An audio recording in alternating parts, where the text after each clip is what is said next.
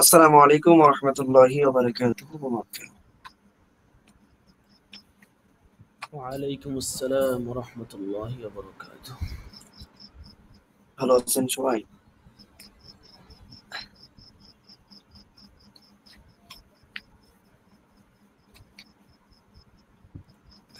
জি, আমরা যেহেতু সময় হয়ে গেছে, আমাদের ক্লাস মনে হয় আমরা শুরু করতে পারি। পিডিএফ ফাইলও স্ক্রিনে আমরা সুন্দরভাবে দেখতে পাচ্ছি, আশা করি। আউযু বিল্লাহি মিনাশ শাইতানির রাজিম। বিসমিল্লাহ। আল্লাহুম্মা সাল্লি আলা সাইয়্যিদিনা ইন্নাল হামদালিল্লাহি ওয়াস সালাতু ওয়াস সালামু আলা রাসূলিল্লাহ। আম্মা বা'দ। জি, আমরা ক্লাস শুরু করি তাহলে ইনশাআল্লাহ। আমরা গত ক্লাসে অর্থাৎ গত সপ্তাহে শনিবারে আমরা 3 পর্যন্ত আমরা পড়েছিলাম মূলনীতি। আজকে 4 নাম্বার থেকে আমরা শুরু করব। 4 নাম্বার কায়দাটা হচ্ছে, আমরা একটু মনোযোগ দিব, খুব শুনবো মনোযোগ দিয়ে। আমরা প্রায় 20 থেকে 25 নাম্বার পর্যন্ত কায়দা পর্যন্ত আমরা শেষ করব, যেভাবে হোক আজকে ইনশাআল্লাহ। 4 নাম্বার কায়দা হচ্ছে, দেখেন একটু লক্ষ্য করুন, আমরা সামনে পিডিএফ ফাইলটা দেখতে পাচ্ছি না।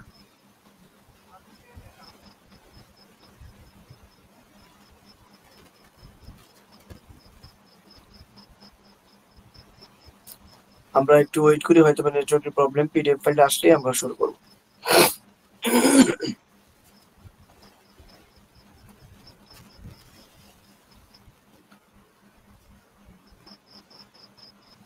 জি, আশা করি সবাই দেখতে পাচ্ছেন। এখন পিডিএফ ফাইলটা এসেছে, আমরা একটু লক্ষ্য করি।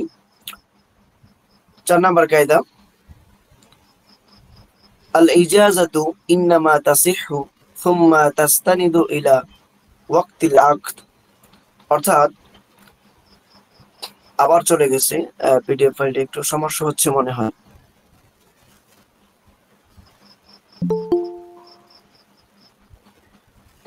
আচ্ছা, আপনি মূল কিতাব দেখে বলেন, পিডিএফ ফাইল এখান থেকে শেয়ার করা আছে। পিডিএফ ফাইলের উপর এতেমাদ করলে পড়াটা আগাবে না আর কি। মূল কিতাব থেকে আচ্ছা বলতে থাকেন, পিডিএফ আ- ফাইল এখানে শেয়ার করা আছে যতটুকু হয় আর কি। আচ্ছা, ঠিক আছে, আমার কাছে মূল কিতাবটা আছে সামনে। আচ্ছা, ঠিক আছে, আমি আচ্ছা, মূল কিতাব দেখে বললে হবে। পড়াচ্ছি। আচ্ছা অর্থাৎ, আমি যে মূলনীতিটা পড়েছি, যে অনুমতি প্রদান সঠিক হবে, অতঃপর তা লেনদেনের সময়ের সাথে সম্পৃক্ত হবে। অর্থাৎ, আমি একদম সহজ ভাষায় যদি বলি, তৃতীয় পক্ষ, অর্থাৎ তৃতীয় পক্ষ যদি কারো কোনো বস্তু তার অনুমতি ছাড়া বিক্রি করে ফেলে, তাহলে এই বিক্রয় মালিকের অনুমতির উপর মওকুফ থাকবে। যদি মালিক অনুমতি দেয় তাহলে সহি হবে, অন্যথায় বাতিল বলে গণ্য হবে। যেমন ধরেন, আপনি কোন একটা, বা আমাকে দিয়ে আমি উদাহরণ দিই। ধরেন, আমি একটা বস্তু বা একটা জিনিস আপনাদের কাছে বিক্রি করলাম, কিন্তু এই জিনিসের মালিক আমি না, আমি তৃতীয় পক্ষ, এবং বিক্রি করলাম। এই বিক্রয়টা এমন অবস্থায় থাকবে, অর্থাৎ মওকুফ অবস্থায় থাকবে, যদি আমার মালিককে আমি বলার পরে আমার মালিক অনুমতি দিয়ে দেয় যে না, ঠিক আছে, আহ, তুমি বিক্রয় করছো, আমি অনুমতি দিয়ে দিলাম, বা তোমার উপর সন্তুষ্ট থাকলাম তুমি যে বিক্রয় করছো, তাহলে ওই বিক্রয় করাটা আপনার সহি হবে। আর যদি না, উনি রাজি না থাকেন, তাহলে এই বিক্রয় করাটা সহি হবে না। তবে এখানে আরেকটা বিষয়, আপনার জিনিসটা বুঝতে হবে আমাদের, একদম সাবলীল ভাষায় চেষ্টা করি।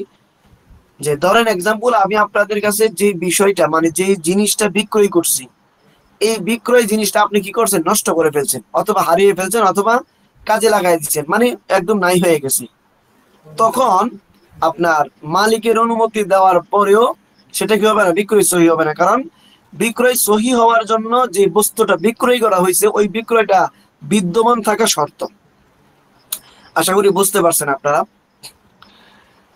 এখন আমি যে বিক্রয় করলাম, যদি মালিক অনুমতি দিয়ে দেয় এবং বস্তুটারও বিদ্যমান থাকে, অস্তিত্ব থাকে, তাহলে মালিক অনুমতি দেওয়ার পরে মালিক যদি সরাসরি নিজে বিক্রয় করত, বা সরাসরি উপস্থিত থেকে আমাকে অনুমতি দিত যে তুমি এটা বিক্রয় করো, এটার হুকুম যেমন হইতো ঠিক তদ্রুপ ভাবে মালিককে না বলে বিক্রয় করার ফলে যদি মালিক অনুমতি দিয়ে দেয় পরবর্তীতে, সেরকম আগের মতো হুকুমই বিদ্যমান থাকবে, আগের মতোই, অর্থাৎ সেম।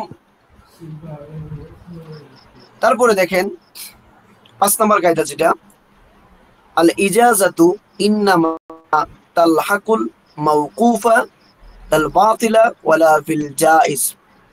যে অনুমতি প্রদানটা কেবল আপনার কি বলে স্থগিত বিষয়ের সাথে মিলিত হবে, বাতিল অথবা বৈধ বিষয়ের সাথে নয়। যেমন কোনো হারবির জন্য ওসিয়ত করা হয়, যদি যেহেতু বড় ওসিয়তকারীর ইন্তেকালের আগে অথবা পরে সে ইসলাম গ্রহণ করছে মনে করেন, তাহলে ওসিয়ত বাতিল হয়ে যাবে। কেন বাতিল হয়ে যাবে আসলে? কারণ হচ্ছে হারবি ব্যক্তি হুকুমের দৃষ্টিতে মৃত, কারণ মৃত ব্যক্তির উপরে তো আপনার ওসিয়ত করা যায় না, এটা বাতিল। মৃতের জন্য ওসিয়ত কি বাতিল, মৃত ব্যক্তি ওসিয়ত করতে পারে না। বাতিল ওসিয়ত ইসলাম গ্রহণের দ্বারা সঠিক হয় না। তো এটা হচ্ছে মানে মূল প্রতিপাদ্য বিষয় আর কি। কেননা অনুমতি কার্যকর হয়, যেমন আরেকটা কথা বলি যে বাতিল ওসিয়ত ইসলাম গ্রহণের দ্বারা সঠিক হয় না, তেমনি ভাবে ওসিয়ত ওয়ারিশকারীগণ যারা ওয়ারিশ, অনুমতি দিলেও তা কার্যকর হবে না তখন, কারণ মৃত ব্যক্তির জন্য তখন আর কার্যকর হয় না। কেন অনুমতি কার্যকর হয়? শুধু অনুমতির জন্য মওকুফ থাকা বিষয়ের ক্ষেত্রে, বাতিল বিষয়ের ক্ষেত্রে আপনার অনুমতি কার্যকর হয় না, এমনিতেই বাতিল, এটার অনুমতি কিসের? যেমনি করে যেমন কোনো ব্যক্তি উকিল বানানো ছাড়া কারো জন্য কিছু ক্রয় করলো, সেটা তার জন্যই হবে, যার জন্য ক্রয় করেছে তার জন্য নয়। আমি একদম খোলাসা করে আমার ভাষায় বলছি। ধরেন কোনো ব্যক্তি কোনো একটা জিনিস কিনলো, মানে কিনলো, ধরেন আপনার জন্য আমি কিনলাম, এক্সাম্পল আপনাদের জন্য আমি কিনলাম, কিন্তু এখানে বিষয় হচ্ছে কোন একটা জিনিস আপনার অনুমতি ছাড়া যখন আপনার জন্য আমি কিনবো, তখন সেটা আমারই হবে, আপনার হবে না। কারণ আপনার জন্য যখন আমি কিনবো কোনো কিছু, তখন আপনার অনুমতি লাগবে। এখন আপনার অনুমতি ছাড়া যদি আমি ক্রয় করি, তাহলে সেই জিনিসটা তো আমারই, সেটা তো আর আপনার না। এই জন্য বলা হয়েছে উকিল বানানো ছাড়া যদি কারোর জন্য কিছু ক্রয় করে, তখন সেটা তারই হবে।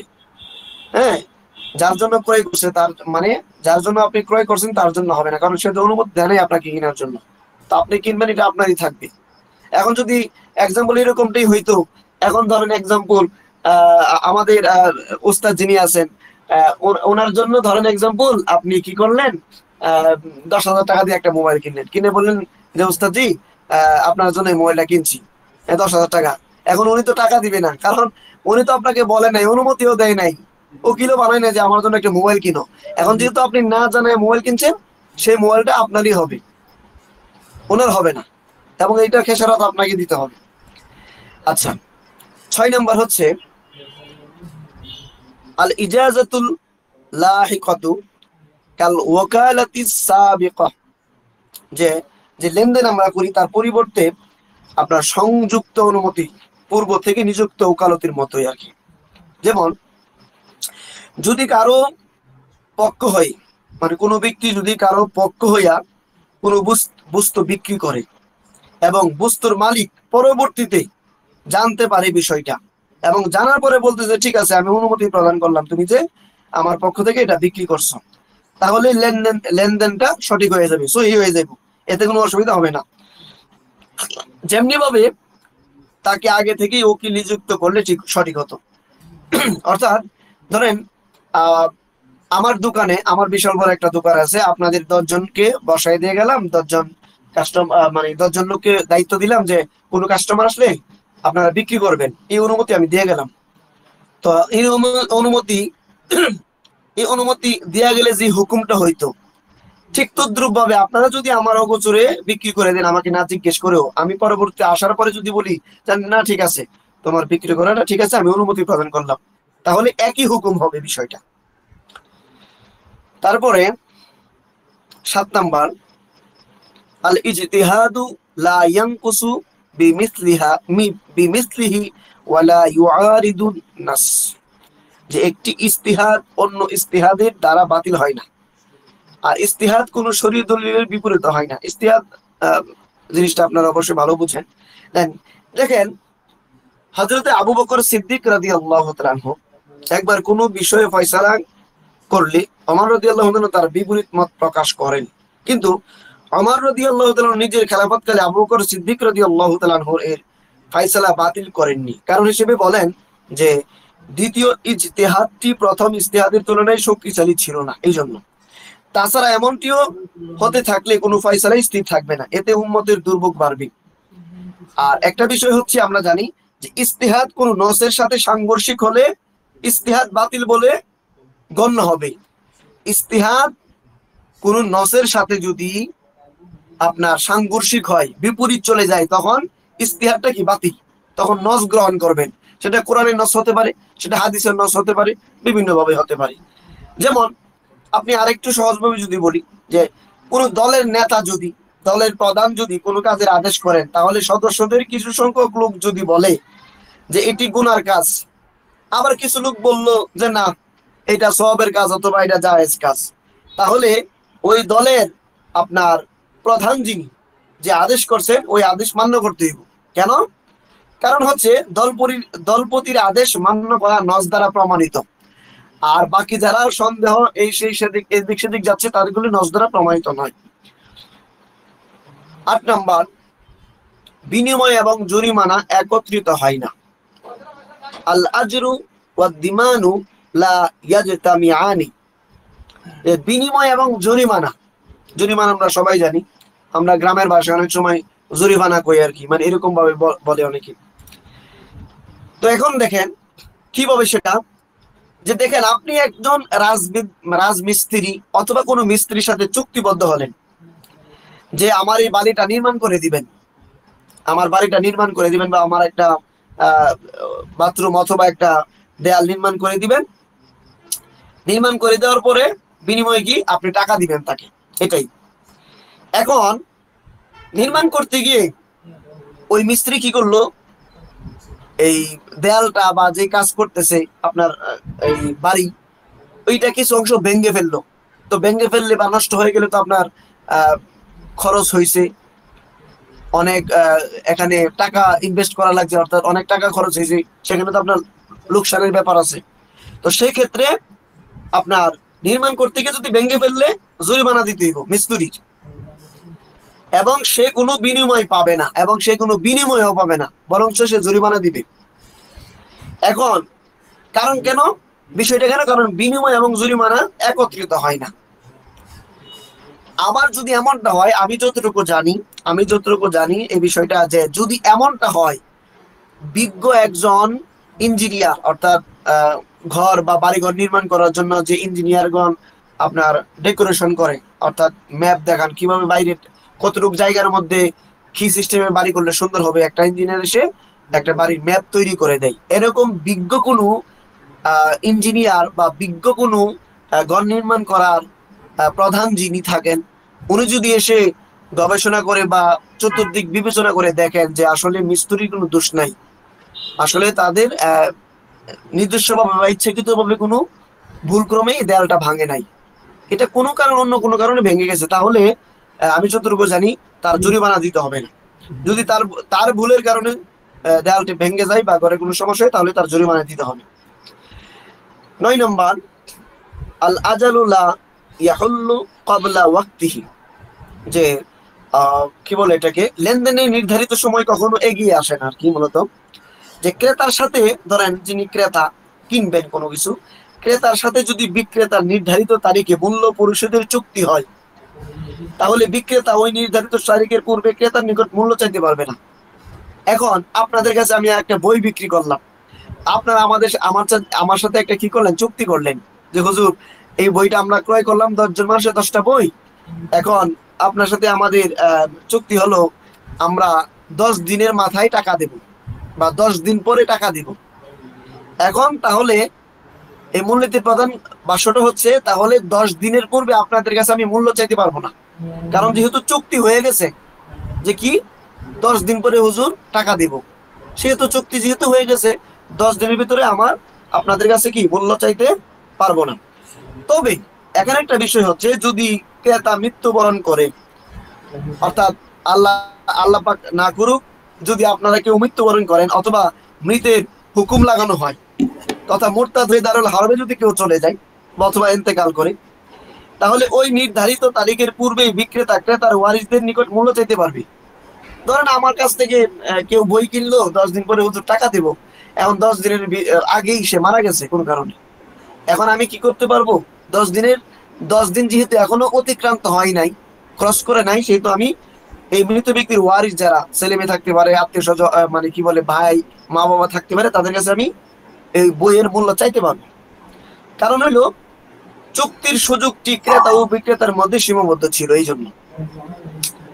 তারপরে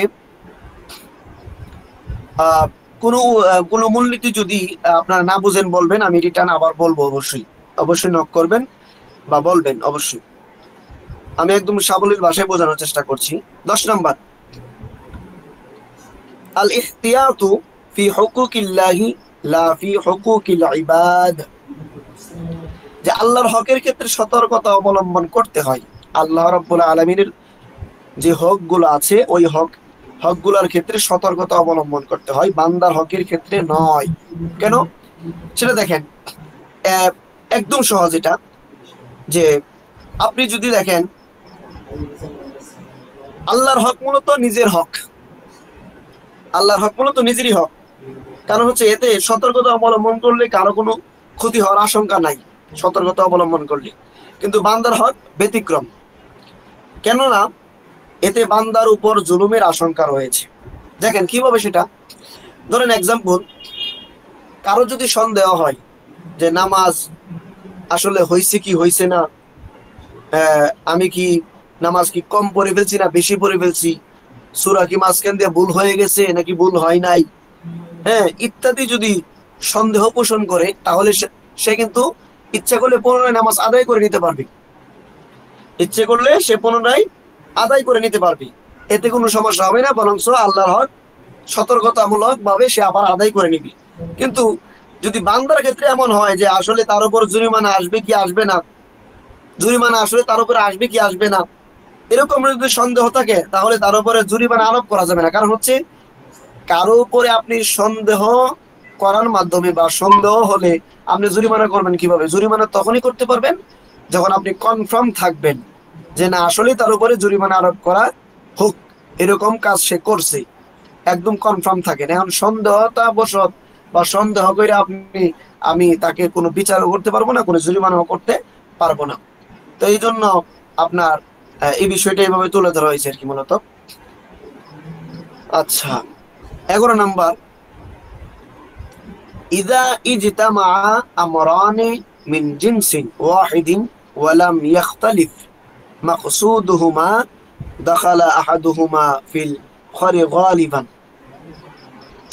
যে যখন একসাথে দুইটা বিষয় বা দুই প্রজাতির বিষয় একত্রিত হয়ে যায় এবং উভয়ের উদ্দেশ্য একই হয়, দুটার উদ্দেশ্য এক হয়, তখন অধিকাংশ ক্ষেত্রে একটি অপরটির মধ্যে অনুপ্রবেশ করে। সেটা কিভাবে? ধরেন আপনার কোন পুরুষের উযু ভেঙে গেছে, উযু করার দরকার তার, আবার গোসলও ফরজ হয়েছে, অথবা কোন নারীর উযু ভেঙে গেছে, উযু করবে সে, অথবা হায়াজ হয়ে এসেছে, এক্ষেত্রে উভয়টির জন্য একই গোসল যথেষ্ট। কেন এটা আপনারা ভালো বোঝেন, জানেন আগে থেকেই, একটু বললেই বুঝে ফেলবেন। এক্সাম্পল ধরেন আপনি উযু করবেন, উযু নাই উযু করবেন, তো আপনার উপর গোসলও ফরজ হয়েছে, তো গোসলের ফরজ আমরা জানি 3টা। তো এখন গোসলের ফরজ আদায় করলে এবং গোসল করলে পাশাপাশি তো উযুও হয়ে যায়, আপনি ফরজ গোসলও আদায় হয়ে গেল আবার উযুও আদায় হয়ে গেল, দুইটা একসাথে একটার ভিতরে চলে আসলো, হুকুমটা একটার ভিতরে চলে আসলো, আলাদা আলাদা করে কোনো কিছু করতে হচ্ছে না, কারণ উভয়টির উদ্দেশ্য একই। আমরা জানি উভয়টির উদ্দেশ্য কি? পবিত্রতা অর্জন করা। উযু করবেন পবিত্র অর্জন, হয়তো বা নামাজ আদায় করবেন। ফরজ গোসল যদি হয়ে থাকে কারো, তাহলে ফরজ গোসল কেন করে? পবিত্র হওয়ার জন্য। উভয়টার হুকুম এক, এই জন্য গোসল করলে কি আদায় হয়ে যাবে। 12 নম্বর কায়দা, ইযা ইজতামাআত আল ইশারাতু ওয়াল ইবারাতু তু'তাবারুল ইশারা, যে যখন ইশারা এবং মৌখিক বক্তব্য একত্রিত হয় তখন ইশারাই গ্রহণযোগ্য হয়।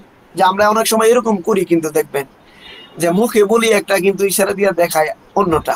তো ইশারা দিয়ে যেটা দেখায় মূলত সেটাই আমাদের মূল উদ্দেশ্য হয়ে থাকে। এটা জাস্ট আমি এক্সট্রা ভাবে বললাম যে কিভাবে সেটা। সেটা হচ্ছে, ধরেন কোনো ব্যক্তি কোনো মহিলাকে বলল যে আমি তোমাকে এই 1 গ্রাম সিরকা মোহর হিসেবে প্রদান করে বিয়ে করতে চাই, কিন্তু পরবর্তীতে দেখা গেল যে ডামের মধ্যে মদ আছে, মদ। তাহলে এক্ষেত্রে 1 গ্রাম সিরকা নয়, বরং 1 গ্রাম মদই মোহর হিসেবে নির্ধারিত হবে। কারণ ইশারা ছিল তার কি ডামের দিকে, সিরকা ডামের দিকে, কিন্তু ডামের ভিতরে কি আছে সে জানে না, বা জানে, দুইটার একটা হইতে পারে। তবে যেহেতু মদ মুসলমানের জন্য কি হারাম, এবং এটা কোনো সম্পদ না, মদ কিন্তু সম্পদ না, তাই মোহরবিহীন বিয়ে হয়ে গেল। তাহলে বোঝা গেল মোহরবিহীনই কি বিয়ে হয়ে গেল, বিয়ে যদি করে। আর মোহরবিহীন বিয়ের ক্ষেত্রে মোহরে মেসি, অর্থাৎ তার গোত্রে তার সমপর্যায়ের মেয়ের যে পরিমাণ মোহর হয়ে থাকে সেই পরিমাণ মোহর নির্ধারিত হবে। অর্থাৎ ধরেন এরকম বললো, এখন বলার পরে ডামের ভিতরে তো মদ, এখন মদ তো কোনো সম্পদ না, মোহর তো সম্পদ দিয়ে আপনার দিতে হয়, টাকা অথবা অন্য কিছু ইত্যাদি।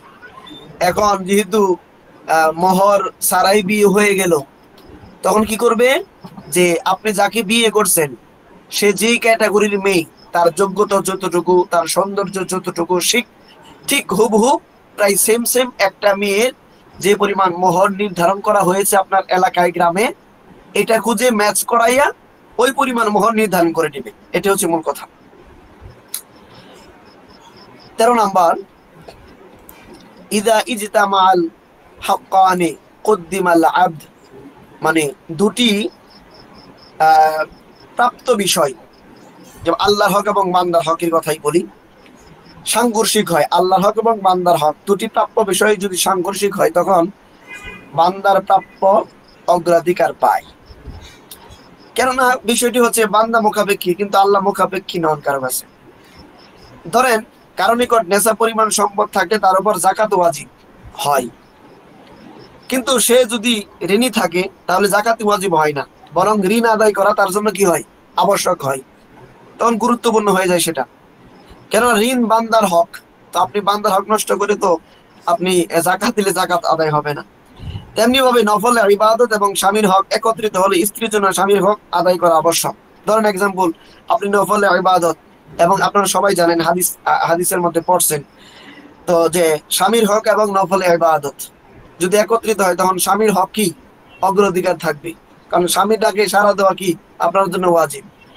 এখন তখন নফল ইবাদত আপনাকে ছেড়ে দিতে হবে অতি দ্রুত, কারণ এটা বান্দার হক। এই জিনিসটা আমাদেরকে বুঝতে হবে, কারণ নফল ইবাদত আপনি না করলে আপনার গুনাহ হবে না, কিন্তু আপনি স্বামীর আদেশ মান্য না করলে আপনার কি গুনাহ হবে। স্বামীর কথাকে অমান্য করলে আপনি এটা হিসাব দিতে হবে। 14 নাম্বার, ইযা ইজতামা আল হালাল ওয়াল হারামু আও আল মুহরিমু ওয়াল মুবিহু গালাবা আল হারাম ওয়াল মুহরিম, মানে যখন হালাল হারাম এবং অবৈধকারী এবং বৈধকারী বিষয় একত্রিত হয়, হালাল হারামও একত্রিত হয়ে গেছে, এবং অবৈধকারী এবং বৈধকারী মানে দুইজন ব্যক্তি, দুই বিষয়টা একত্রিত হয়, তখন হারাম এবং অবৈধকারী বিষয় প্রাধান্য পায়। সেটা কিভাবে? বস্তুর আমরা জানি, আমরা ফতোয়া স্বামীর মধ্যে কয়েকটা উসুল আছে, আপনারা পাবেন সামনে ইনশাআল্লাহ যখন ফতোয়া স্বামী পড়বেন, যে আমরা জানি যে প্রত্যেকটা বস্তুর মৌলিক অবস্থা হলো কি হালাল এবং বৈধ হওয়া, কিন্তু যখন এর সাথে হারাম এবং অবৈধ হওয়ার হুকুম একত্রিত হবে তখন বুঝতে হবে এটি হালাল এবং বৈধ হওয়াকে রহিত করতে এসেছে। তাছাড়া হারামে লিপ্ত হওয়া গুনাহের কাজ, পক্ষান্তরে হালাল বা বৈধ কোনো বিষয়ে লিপ্ত না হওয়া গুনাহের কাজ নয়, তাই হারামকে প্রাধান্য দেওয়াই অধিক যুক্তিযুক্ত।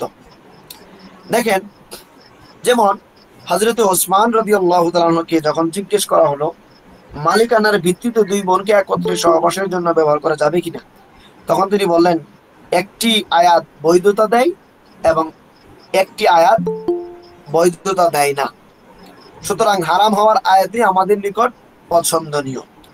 শুধু তাই নয়, আপনি দেখেন প্রত্যেকটা বস্তুই ততক্ষণ পর্যন্ত আপনার হালাল থাকে যতক্ষণ পর্যন্ত হারামের কোনো সুস্পষ্ট কোনো দলিল না পাবেন, প্রমাণ না পাবেন। যদি হারাম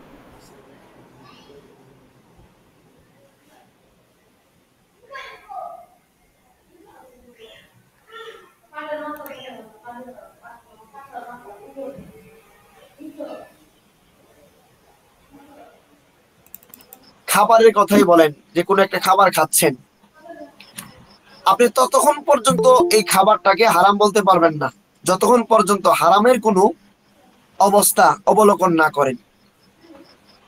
এই জন্য এই বিষয়টা আমাদের মাথায় রাখতে হবে। প্রত্যেকটা বস্তুই তার মূলে বৈধ, অন্ততপক্ষে ন্যূনতম মুবাহ থাকে আর কি মূলত। আচ্ছা, 15 নাম্বার, ইদা ইজতামাআল মুবাশিরু ওয়াল মুতাসাব্বিবু ইউদাফুল হুকমু ইলাল মুবাশির। উস্তাদ জি, জি জি জি 14 নম্বরে হালাল এবং হারামের ক্ষেত্রে হারামটা প্রাধান্য পাবে নাকি? যে হালাল এবং হারাম দুইটা যদি জি। আপনার একত্রিত হয়ে যায়, আমি আবার বলি, একটু মনোযোগ শুনুন, আপনার লাউড স্পিকার একটু বন্ধ করেন, আরেকবার বলি আমি, তারপরে আবার জি প্রশ্ন করবেন অবশ্যই। জি জি জি দেখেন, আমি যেটা বলতেছি, ফাতোয়া স্বামীর মধ্যে একটা উসুল আছে, ফাতোয়া স্বামীর মধ্যেও, যে প্রত্যেক বস্তুর মৌলিক অবস্থা হলো হালাল এবং বৈধ হওয়া। প্রত্যেকটা বস্তু মৌলিক বিষয় হালাল হওয়া এবং বৈধ হওয়া। এখন যখনই এর সাথে হারাম এবং অবৈধ হওয়ার হুকুম একত্রিত হবে, তখন বুঝতে হবে এটি হালাল ও বৈধ হওয়াকে রহিত করতে এসেছে। হারাম জিনিসটা যদি হালালের সাথে মিশে যায়, তখন বুঝতে হবে হারাম জিনিসটা মেশার কারণে হালাল জিনিসটা রহিত হয়ে যায়। এক গ্লাস দুধের মধ্যে, এক গ্লাস দুধ এটা পবিত্র, এক গ্লাস দুধের মধ্যে যখন হারাম আপনি সুস্পষ্ট বুঝতে পারবেন, 1 ফুটা বা 2 ফুটা নাপাক জিনিস মিশ্রিত হয়েছে, এখন আপনি দুধকে তো আলাদা করতে পারবেন না, পুরো দুধটাই আপনার জন্য কি হয়ে যাবে, হারাম হয়ে যাবে, এটা খাওয়া যাবে না। জিনিসটা বুঝতে পারছেন? জি উস্তাদ জি। শুকরিয়া। আচ্ছা, 15 নম্বর যেটা বলতেছিলাম, যে যখন কর্তা এবং মদতদাতা একত্রিত হয় তখন হুকুম কর্তার সাথে সম্পৃক্ত হয়। যে সেটা কিভাবে? ধরেন এক্সাম্পল, আপনি একটু মিউট করেন ভাইজান, আপনি একটু মিউট করেন, আওয়াজ আসতেছে। জি জাযাকাল্লাহ। দেখেন, খুব চমৎকার একটা বিষয় এখানে, যে কি, যখন কর্তা এবং মদতদাতা একত্রিত হয় তখন হুকুম কর্তার সাথে সম্পৃক্ত হয়। অর্থাৎ মদতদাতা বলতে আমি এখানে বুঝাই দিই, মদতদাতা বলতে কি বোঝায়। ধরেন কি বলে এটাকে, আমি চুরি করলাম, তো যে আমাকে চুরি করার জন্য সহযোগিতা করছে, রাস্তাঘাট চিনিয়ে দিছে, সুবিধা অসুবিধা বুঝাই দিছে, এ হচ্ছে মদতদাতা, সহযোগিতাকারী আর কি। এখন কোন ব্যক্তি চুরকে কারো সম্পদের তথ্য দিল, যে ভাই অমুকের বাসায় তো 10 ভরি স্বর্ণ আছে, এই তথ্যটা ধরেন আপনি কাউকে দিলেন, এবং কি করলো, ওই চুর আপনার কথা শ্রবণ করার পরে সে ঠিকই চুরি করলো। এক্ষেত্রে তথ্যদাতাতে, মানে যিনি আপনি যে তথ্য দিচ্ছেন, আপনাকে না, বরং চুরকেই কি চুরির শাস্তি দেওয়া হবে। মূলত চুরকেই চুরির শাস্তি দেওয়া হইব। কেন? এখন আপনি বললেই কি আমাকে চুরি করতে হইব? এটা কোনো কথা? এটা কোনো যুক্তি? আপনি বললেও তো আমি ইচ্ছে করলে চুরি নাও করতে পারতাম। বিষয়টা হচ্ছে এমন আর কি। হ্যাঁ, তারপরে ইদা বাতালাল আসলু ইউসারু ইলাল বাদাল, যখন মূল বিষয় বাতিল হয়ে যায় তখন তা বিকল্পের দিকে ধাবিত হয়। এটা খুব সহজেই বুঝবেন, এটা আরো সহজ। ধরেন ছিনতাইকারী যদি মূল বস্তু ফিরিয়ে দিতে অক্ষম হয়, যার একটা জিনিস, ধরেন এক্সাম্পল, আমি আপনাদের কাছ থেকে ধরেন কি বলে এটাকে, কোন একটা জিনিস চুরি করলাম। এখন চুরি করার পরে এই জিনিসটা, যে জিনিসটা হুবহুব চুরি করছি, হুবহুব এই জিনিসটা আমি ফিরিয়ে দিতে পারতেছি না, আমার পক্ষে সম্ভব না, হয়তো বা হারিয়ে ফেলেছি, কোনো একটা হয়ে গেছে মূলত, তখন কি করতে হইব, ওই বস্তুর অনুরূপ আরেকটি বস্তু কিংবা মূল্য ফিরিয়ে দিতে হবে। আমি হুবহুব আপনাকে এই জিনিসটা দিতে পারলাম না, হুবহুব এই জিনিসটা আবার কোন জায়গা থেকে সংগ্রহ করে দিতে পারলাম না, তাহলে কি করতে হবে, এই বস্তুটার বা এই জিনিসটার যত মূল্য আসবে এই সম্পূর্ণ মূল্য আপনাকে দিয়ে দিতে হবে। এটা হচ্ছে মূল বিষয়। তারপরে 17 না 17, ইদা বাতালা সেই বাতালা মা ফি দিমনিহি, যখন মূল বস্তু বাতিল হয়ে যায় তখন তার অধীনস্থ সবকিছুই বাতিল হয়ে যায়। যেমন কেউ যদি বিয়ে করে, কেউ বিয়ে করলে স্ত্রীকে মোহর দিতে হয়, আমরা সবাই জানি। কিন্তু যদি কোনো কারণে বিয়ে সহি না হয়ে থাকে, যদি বিয়েটাই সহি না হয়, বিয়েটাই পড়ানো হইল না, বিয়ের যেই শর্ত আছে এই শর্তই পাওয়া না গেলে তো বিয়েই হবে না, হিজাব কবুল না থাকলে তো বিয়ে হবে না। যদি এরকমটা না হয় তাহলে মোহর আবশ্যক হবে না, কারণ তখন আর মোহর দিতে হবে না, কারণ মোহর দেওয়া আবশ্যক হয় যদি বিয়ে শুদ্ধ হয়। এখন তো বিয়েই শুদ্ধ হলো না, তখন তার জন্য কি মানে বরের জন্য কি করতে হবে না, ছেলের পক্ষ থেকে মোহর না দায়ী করতে হবে না বা আবশ্যক নয়। তারপরে আমরা খুব দ্রুত যাচ্ছি, ওস্তাদজি বলছিলেন যে সময় খুব অল্প, আমরা প্রতিদিন 10টা-15টা করে যদি মূলনীতি পড়তে পারি ভালো হয় আর কি। আমরা 25 পর্যন্ত সর্বোচ্চ চেষ্টা করব যাওয়ার জন্য ইনশাআল্লাহ। 18 নাম্বার, ইদা তাআরাদাল মানিউ ওয়াল মুক্তাদি তুকদ্দামুল মানি, যখন নিষেধাজ্ঞা এবং বৈধতা সাংঘর্ষিক হয়, যে আপনি তখন নিষেধাজ্ঞা প্রাধান্য পায়, নিষেধাজ্ঞা এবং বৈধতা। সেটা কিভাবে, ধরেন নামাজের সময় চলে আসলো, নামাজের সময় চলে আসার উপক্রম যদি হয় এরকম, তখন এমন একটা অবস্থা যদি হয়, অথবা ওযুর পানির স্বল্পতা, মানে ওযুর পানি খুব কম, তাহলে সুন্নত অনুযায়ী ওযু করা নিষিদ্ধ। আপনি দেখতেছেন পানিটা খুব কম, ওযুর পানি খুব কম, আমি যদি পরিপূর্ণভাবে একদম পরিপূর্ণ সুন্নত তরিকায় ওযু করতে যাই, ভালো করে বেশি পানি খরচ করে, আপনি ওযু করতে পারবেন না, হয়তোবা কুলি অথবা নাক অথবা মুখ পর্যন্ত যাইতে পারবেন, পানি শেষ হয়ে যাবে। তখন আপনি পুরোপুরি সুন্নত তরিকা না গিয়ে অন্তত পক্ষে যাতে পবিত্রতা অর্জন করা এবং মূলত নামাজ আদায় করার মতো ওযুটা করতে পারেন, তখন সেইভাবে করে নেবেন, তখন আর বেশি পানি খরচ করবেন না। আচ্ছা, 19 নাম্বার, ইদা তাআরাদা মুফসিদাতানি রুইয়া আযমুহুমা দরারান বিইরতিকাবি আখাফফিহিমা, যখন দুটি ক্ষতি একত্রিত হয়, দুইটা ক্ষতিকর কোন বিষয় একত্রিত হয়, তখন আমরা কি করতে হবে, যে ছোটটাকে প্রাধান্য দিয়ে, মানে ছোট ক্ষতিকর এর দিকে লিপ্ত হয়ে বড়টাকে কি করতে হবে, প্রতিহত করতে হবে। যেমন কোন মুসল্লির গায়ে জখম হয়েছে, মনে করেন আমরা জখম জিনিসটা হয়তো বা বুঝি ইনফেকশন হইতে পারে, অনেকে ইনফেকশন বুঝি, জখম বুঝি। তো সে যদি রুকু সেজদা সহ নামাজ আদায় করতে বা আদায় করতে গেলে বা আদায় করে, তাহলে রক্ত প্রবাহিত হতে পারে বেশি করে, এমনটা যদি হয়, অথবা রুকু সেজদা না করলে রক্ত প্রবাহিত হবে না, তাহলে এক্ষেত্রে সে রুকু সেজদা ছাড়া নামাজ আদায় করবে, কেননা এটি ওযুবিহীন নামাজ আদায় করা অপেক্ষা কম ক্ষতিকর। কারণ এমন অবস্থা যদি হয় রক্ত ফিনকি দিয়া বেশি পরিমাণ অবস্থা খারাপ হয়ে গেছে, তখন তো আপনার ওযুই থাকবে না, তখন তো নামাজই হবে না। সেই ক্ষেত্রে ওইটাও ক্ষতি এটাও ক্ষতি, কিন্তু ওইটার সাথে এটা একটু কম ক্ষতি, যে রুকু সেজদা ছাড়া নামাজ আদায় করে নিবে অথবা ইশারা দিয়ে নামাজ আদায় করে নিবে। 20 নাম্বার, ইদা তাআদ্দারা ইমালুল কালামি ইউহমালু, যখন কোনো কথাকে বাস্তবায়ন করা কঠিন হয় তখন তাকে বাতিল গণ্য করা হবে।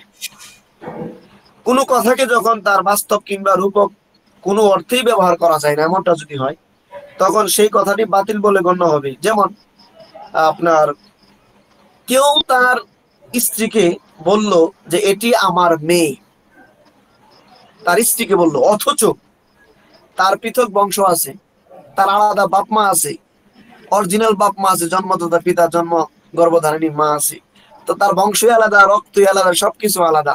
তো সেই ক্ষেত্রে এটা বলার দ্বারা কি হবে না, বউ তালাক হবে না। এটা কোনোভাবে মানে সম্ভব নয়। হ্যাঁ, কথাটা বাতিল।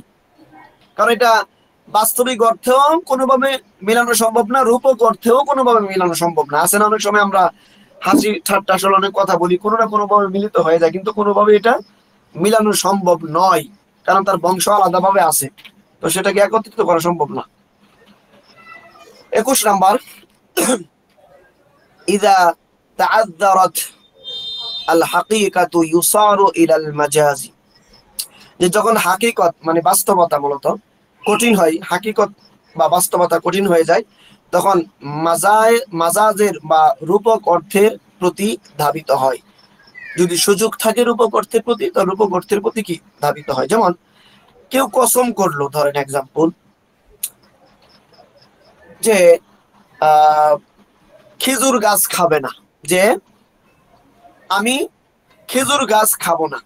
এখানে বলেন, এখানে খেজুর গাছ হলো হাকিকত, অর্থাৎ সে কসম যে করছে সরাসরি খেজুর গাছ উল্লেখ করছে, এবং খেজুর গাছ তো কেউ খায় না, মূলত খেজুর গাছ কেউ খায় না। তো খেজুর গাছ বলার ক্ষেত্রে হচ্ছে কি, খেজুর গাছ হচ্ছে হাকিকত, মানে মূলত বাস্তবতা আর কি, সে যা বলছে। কিন্তু খেজুরের রস কিংবা ফল হলো মাজাজ বা রূপক অর্থ নিতে হবে। তখন যেহেতু হাকিকি অর্থ নিলে এটা কোনোভাবেই সহজ নয়, বা গাছ খাওয়া সম্ভব না, খেজুর গাছ খাওয়াটা কি সম্ভব না। তো সেক্ষেত্রে মাজাজি অর্থ নিতে হবে কি, না খেজুর গাছের ফল অথবা রস। তো এখানে যেহেতু হাকিকতের উপর আমল করা কঠিন, তাই রূপক অর্থের প্রতি যাওয়া যাবে। সুতরাং সে ওই খেজুর গাছের রস কিংবা ফল যদি খেয়ে ফেলে, তাহলে কসম ভঙ্গ হয়ে যাবে মূলত। কিন্তু ওই খেজুর গাছ খেলে কসম ভঙ্গকারী হবে না, কারণ খেজুর গাছ খাওয়া সম্ভব না, এটা ইম্পসিবল, গাছ কেউ খায়। আচ্ছা, কারণ এটি খুব কঠিন বিষয় মূলত, আসলে খেজুর গাছ খাওয়াটা বা গাছের খাল সাল বাকল খাওয়াটা। তো হাকিকি অর্থে যদি আমরা কঠিন হয়, বুঝতে হবে এটা মাজাজি অর্থে যদি নেওয়া যায়, তাহলে ওই মাজাজি অর্থটাই আমাদেরকে নিতে হবে। যেমন খেজুর গাছ অথবা ফল, এই খেজুর গাছ যেহেতু কসম করছে, খেজুর গাছ খাওয়া সম্ভব নয়, সেহেতু খেজুর গাছের ফলকে আমরা কি করতে হবে, রূপক ভাবে অর্থ নিতে হবে। আচ্ছা, 22 নম্বর, ইযা যালাল মানিউ আদাল মামনু, মানে দেখবেন নিষেধাজ্ঞা যখন দূর হয়ে যায় আর কি, মূলত তখন নিষিদ্ধ বিষয় বৈধ হয়ে যায়। নিষেধাজ্ঞা দূর হয়ে গেলে নিষিদ্ধ বিষয় দূর হয়ে যায়। এটা খুব সহজ, এটা আপনারা এমনিতেই বুঝবেন একবার বললে।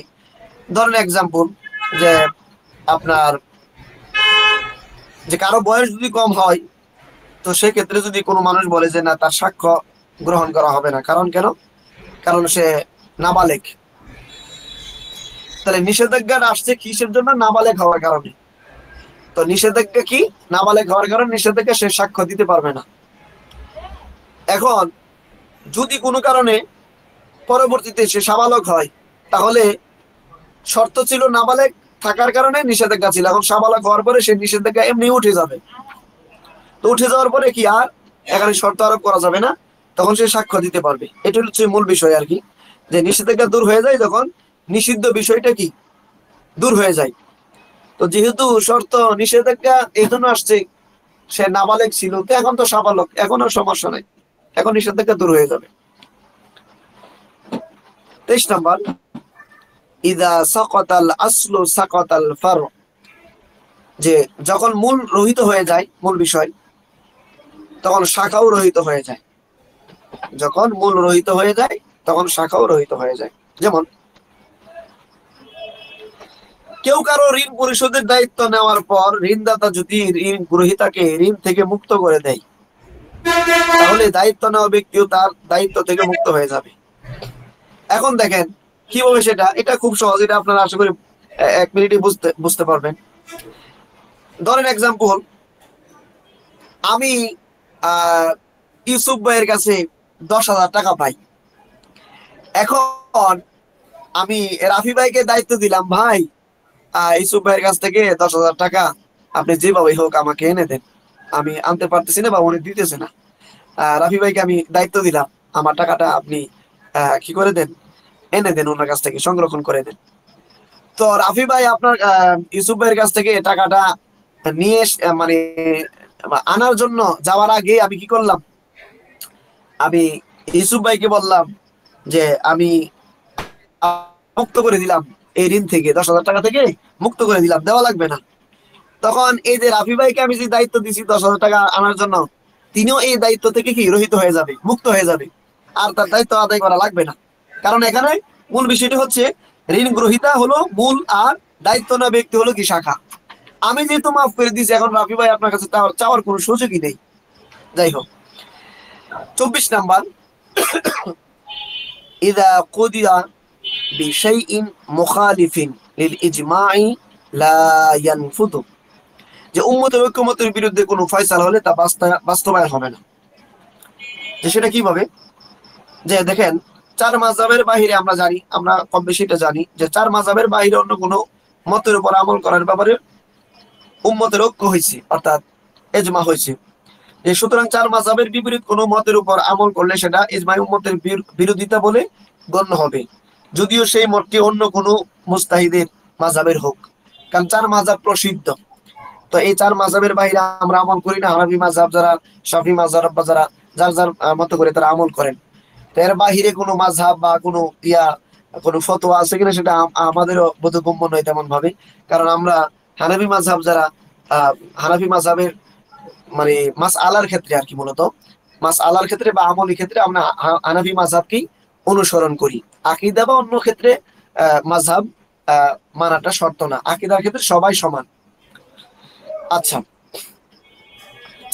যেহেতু উম্মতের ঐক্যমতের বাহিরে যাওয়া সম্ভব নয়, তাহলে বোঝা গেল উম্মতের, সেটা আমি একটা তথ্য দিয়ে দিই, সম্ভবত আমার যতটুকু মনে আছে সহিহ বুখারীর মধ্যে 2য় খণ্ডের 15 পৃষ্ঠার মধ্যে এই বিষয়টা সম্পর্কে বিস্তারিত ইমাম বুখারী রাহিমাহুল্লাহ তিনি বিস্তারিত ব্যাখ্যা করেছেন যে শরীয়তের কোন বিষয় কোন কোন বিষয়টাকে গ্রহণ করতে হবে, কোরআন সুন্নাহ ইজমা কিয়াস এই বিষয়গুলো উল্লেখ করেছেন। যাক, 25 নাম্বার, ইস্তিহকাকুল উজরাতু বিআমালিন লা বিহুজাররাদি কওলিন, বিমুজাররাদি কওলিন। আচ্ছা, যে কোন একটা কাজ বাস্তবায়নের মাধ্যমে বিনিময় পাবে, মূলত বিষয়টা হচ্ছে এমন, মৌখিক চুক্তির মাধ্যমে পাবে না। সেটা কিভাবে? মুজাহিদ কমান্ডার দারুল ইসলামের পদ হারিয়ে ফেলায় ঘোষণা দিলেন, যে কোনো একজন মুজাহিদ তিনি কোনো একটা রাস্তা হারিয়ে ফেলায় তিনি ঘোষণা দিলেন যে যে ব্যক্তি পথ দেখিয়ে দিবে তাকে একটি গোলাম উপহার দেওয়া হবে। এখন কেউ যদি পথের বিবরণ দেয় যে এভাবে এভাবে এভাবে এভাবে যেতে হবে, কিন্তু মুজাহিদ গণের সাথে না যায়, মানে তাদের সাথে গিয়ে প্র্যাকটিক্যালি না দেখায় দেয়, তখন ওই শুধু মুখের কথা অনুযায়ী যদি পথে পথে যান, তাহলে সে কি পাবে না? বিনিময় পাবে না, সে মূলত বিনিময় পাবে না। এটা হচ্ছে মূল আসল আর কি, যে বিনিময় পাওয়ার জন্য অবশ্যই সাথে যেতে হবে, প্র্যাকটিক্যালি রাস্তা দেখিয়ে নিয়ে যেতে হবে, তাহলে বিনিময় পাবে। শুধু মুখের কথার দ্বারা সে বিনিময় পাবে না, সেটা প্র্যাকটিক্যালি আমলে আনতে হবে বা প্র্যাকটিক্যালি রাস্তা দেখাইতে হবে। আশা করি আপনারা সবাই বুঝতে পারছেন। মোটামুটি 10টা 12 বাজে, অন্যান্য বিষয় আজকে আছে, আরো 2টা বিষয় মনে আছে, আলাস ভগবান নাজায়ের আছে, আর একটা কি বিষয় আছে, আশা করি বুঝতে পারছেন। আমরা পরবর্তী দরসে সাক্ষাৎ হবে, কথা হবে। আর ফাঁক দিয়ে আমি জি বলবেন কিছু? উস্তাদ জি, জি সুন্দর একটা মাসালা। জি বলেন। কোন ব্যক্তি মুখে বলার দ্বারা সে বিনিময় পাবে না। জি আপনি বুঝতে পারি নাই মাসালাটা আপনার দিকে ফিরে গেছে। আচ্ছা বলেন, যেমন এমনি মজা করলাম।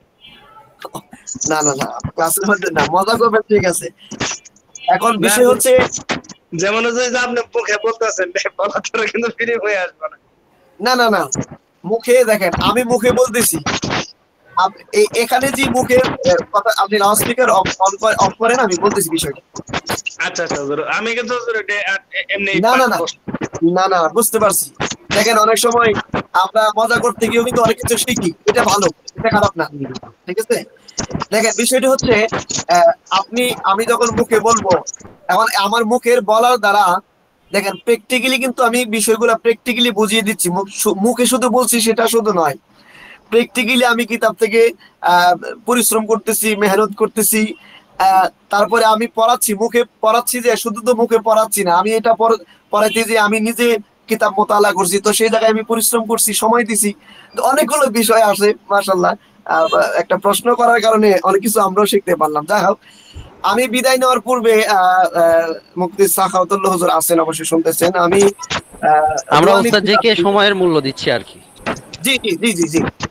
আহ, আমি একটা দোয়া আপনাদের কাছে দোয়া চাবো, সেটা হচ্ছে আমি সম্ভবত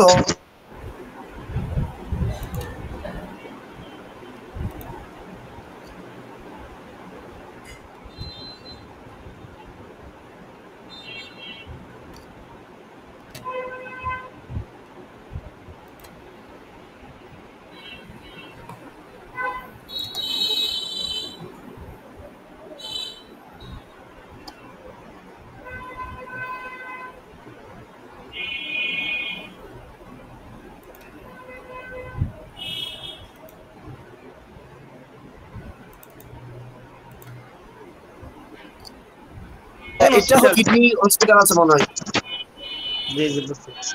ঢাকা যাক, শ্যামলী আল্লাহ কিডনি হসপিটাল আছে। আল্লাহ তাআলা আপনাকে দ্রুত সেবা দিন। জি, ইনশাআল্লাহ দোয়া চাই। আর আপনারা সবাই ভালো থাকবেন। যে আছেন মুফতি সাখাওয়াতুল্লাহ হুজুর।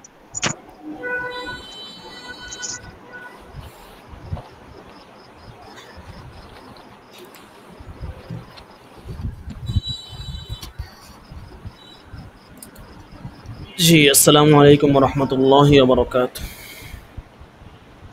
ওয়ালাইকুম আসসালাম। জি, ওয়ালাইকুম আসসালাম ওয়া ওস্তাদ জি, আমার তো রাহমাতুল্লাহি ওয়া বারাকাতুহু। প্রথম তো আমরা শেষ করলাম। তো আমি আপাতত বিদায় নেই, পরবর্তী ক্লাসগুলো তাহলে চলো। আচ্ছা, তো আপনার আপনার ক্লাস কি শেষ হয়ে গেছে, তাই না? আমি 25 পর্যন্ত আজকে শেষ করলাম আর কি। ও মাশাআল্লাহ, মাশাআল্লাহ, জাযাকাল্লাহ, হায়াকাল্লাহ, বারাকাল্লাহ, অনেকটা পড়াইছেন, আমি মাশাআল্লাহ। কালকে দোয়া করবেন। জি জি, দোয়া করবেন। কালকে আমার অলরেডি অনেকগুলো পরীক্ষা করছি, কালকে আবার 10টা পরীক্ষা করতে হবে আমার, শুধু কিডনির উপরই। তো এর একদিন কি 2 দিন পরে মনে হয় আমি কিডনি স্টোনের অপারেশন করব, দোয়া চাই। ইনশাআল্লাহ আমি শনিবারে আশা করি থাকতে পারবো। যে কোনো কারণে আহ, কাজ না করতে পারি, সেটা আগে থেকে জানাবো।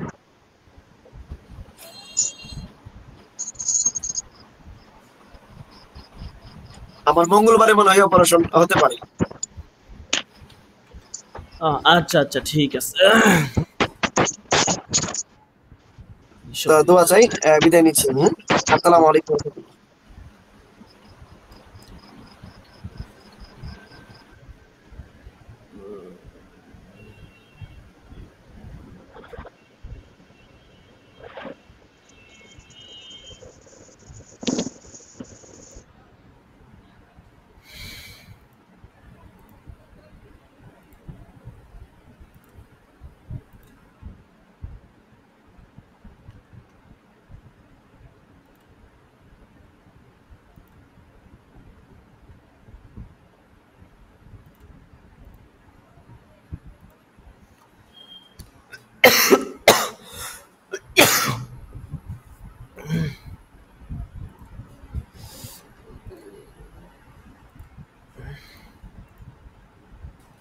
আচ্ছা, তো আজকে আমরা কিতাব শুরু করে দিব। বিগত 2-3টা ক্লাসে অলরেডি 10টা ক্লাস গেছে। ওই ক্লাসগুলোতে আমরা মোটামুটি অনেক আলোচনায় পড়ছি। অবশ্যই যে আলোচনাগুলো আমাদের গেছে এগুলো আমাদের অলরেডি জানা আছে, তারপরেও আমরা ওখান থেকে কিছুটা নজর বুলিয়ে আসলাম, যাতে করে আমাদের জেহানটা আর একটু তাজা হয় আর কি। যাই হোক, তো এই কিতাবের প্রাথমিক আলোচনা আজকে শেষ করে 2-4 লাইন এবারও ইনশাল্লাহ পড়ে ফেলবো। এবং বিষয় হচ্ছে যে আমাদের হাতে তো সময় কম, বুঝতে পারছেন, যার কারণে লম্বা চূড়া আলোচনা করাটা আসলে পসিবল না। তো এই জন্য আর কি। তো প্রথম দিকে দেখলাম যে অনেকে অনুপস্থিত, মাসাল্লাহ এখন অনেকে চলে আসছে। তো অনেকে আমার কাছ থেকে পার্সোনালি ছুটে নিচ্ছে যে নেটে সমস্যা করতেছে, ঝড় বৃষ্টি হচ্ছে, এই কারণে আর কি তারা মেসেজ দিতে পারতেছে না বা ক্লাসে আসতে পারতেছে না, জানাইলো আর কি। যাই হোক, আশা করি বছরের শেষ পর্যন্ত সকলেই থাকবেন ইনশাল্লাহ। আমি হাজিরা রাখবো ক্লাস শেষ হলে। তো এই কিতাবের মধ্যে যে যে আলোচনাটা বা প্রাথমিক কিছু কথাবার্তা ইমামদের জীবনী, এগুলো তো আমরা পড়ছি। তো আমরা মূল পয়েন্টে চলে যাব আর কি।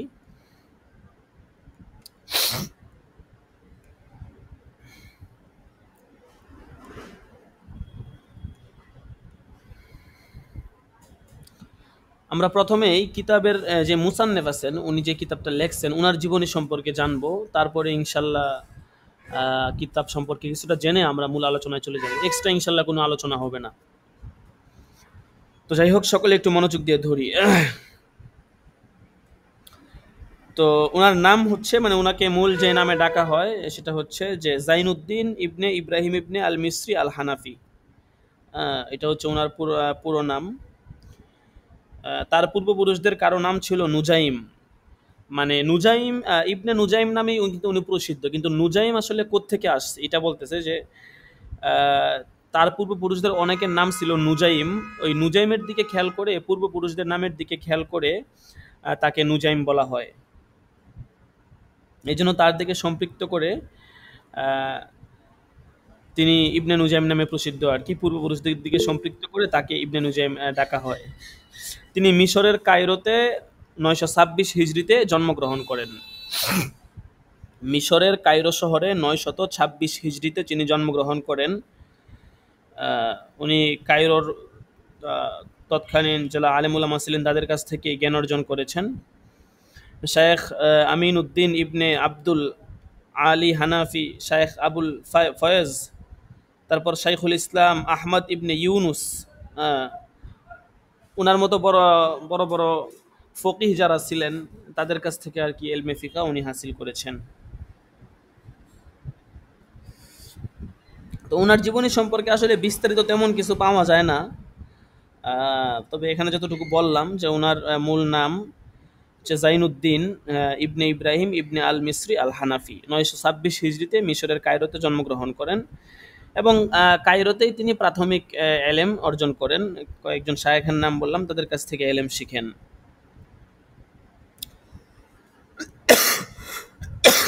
তিনি অনেক বড় মাপের বুজুর্গ ছিলেন, হ্যাঁ, এবং চরিত্র খুব মহান ব্যক্তি ছিলেন। ওনার সম্পর্কে অনেকে অনেক মন্তব্য করেন। শেখ নুরুদ্দিন আবুল হাসান আল খতিব ওনার সম্পর্কে বলেছেন, জুল ফজলি জাইনুদ্দিন হাজা মিনাত তুকা ওয়াল ইলমু মা আজাজাল ওয়ারা আন হাসরিহি লা সিয়ামাল ফিকহু শরীফ ফাইন্নাহু ইয়ামলিকুহু বিকামালিহি মিন সদরিহি ওয়া ইযা নাযারতা ইলা শুরুহি বিআসরিহা ফাতারাল জামিআ কানুকতাতিন ফি বাহরিহি। তো যাই হোক, তো উনি 969 হিজরিতে, কেউ বলছেন 970 হিজরিতে ইন্তিকাল করেছেন। তবে কেউ বলছেন 969, কেউ বলছেন 70 হিজরির রজব মাসের 8 তারিখ উনি ইন্তিকাল করেছেন। তবে 970 হিজরির রজব মাসের 8 তারিখে ইন্তিকাল করেছেন, এই কথাটাই বেশি প্রসিদ্ধ। এবং এই কথাটা ইবনে নুজাইম রহমতুল্লাহ আলাইহির কিতাব রাসাইলুজ জাইনিয়ার মধ্যেও আছে। তবে অনেকে বলছেন 969 হিজরিতে ইন্তিকাল করছেন, এই কথাটা সঠিক না, বরং প্রথম যে মতটা বললাম ওইটাই সঠিক।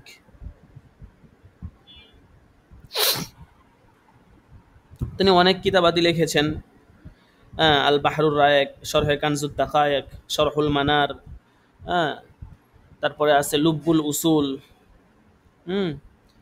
তালিকুল হেদায়া আছে, হাশিয়া জামিউল ফুসুলাইন আছে, তারপরে আছে আল ফাতাওয়া, ঠিক আছে, আল ফাওয়াইদুজ জাইনিয়া, এরকম অনেক কিতাবে উনি লেখছেন। বাহরুর রায়েক, যেটা কানজুদ দাকায়েকের সরা, এটা উনি লেখছেন, প্রসিদ্ধ কিতাব। শরহুল মানার, লুব্বুল উসুল, তালিকুল হেদায়া, প্রসিদ্ধ কিতাব, এগুলো উনি লেখছেন।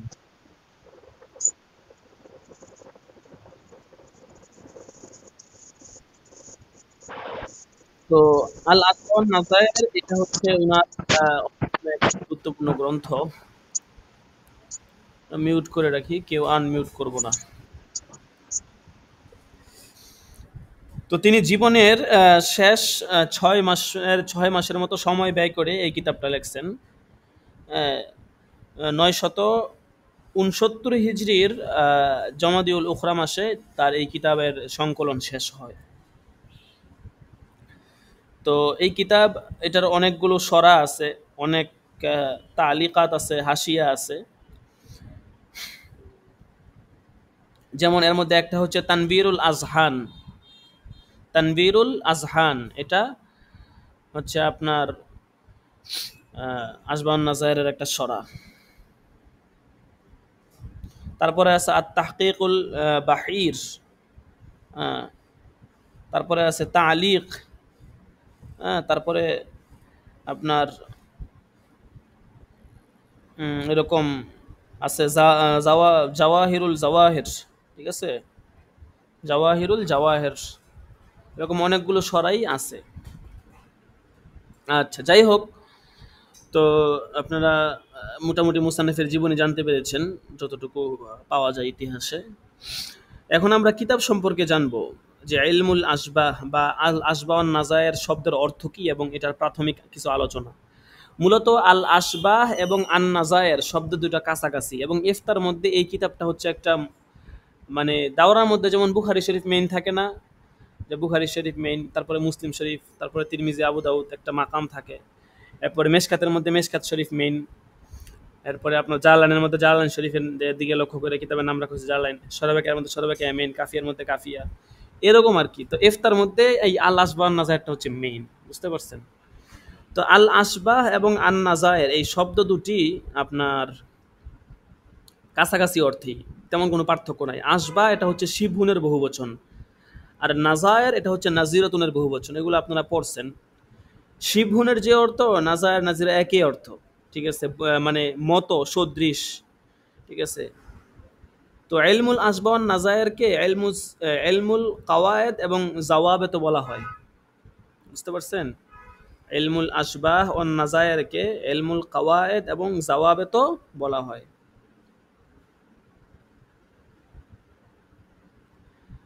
কাওয়ায়েদ জাওয়াবেত কি জিনিস বলতেছে? কাওয়ায়েদ এবং জাওয়াবেত হলো ওই সমস্ত কুল্লি নিয়ম নীতি যার উপর জুজইয়াত প্রয়োগ করা হয়।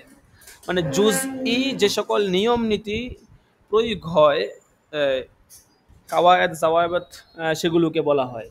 অর্থাৎ ওই সমস্ত কুল্লি নিয়ম নীতিকে বলা হয় কাওয়ায়েদ এবং জাওয়াবেত, যার উপর সমস্ত জুজইয়াতগুলো প্রয়োগ হয়।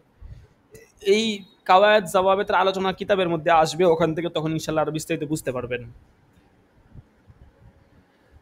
তো এই কিতাবের বিষয়বস্তু হচ্ছে আল কাওয়াইদুস শারঈয়্যাহ ওয়াজ জাওয়াবিতুল ফিকহিয়্যাহ, দুইটা জিনিস, আল কাওয়াইদুস শারঈয়্যাহ ওয়াজ জাওয়াবিতুল ফিকহিয়্যাহ।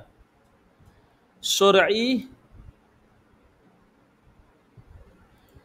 কায়দা কানুন, ওয়াজ জাওয়াবিতুল ফিকহিয়্যাহ ফিকহি জাওয়াবিত, সময় দুইটা জিনিস এই কিতাবের বিষয়বস্তু।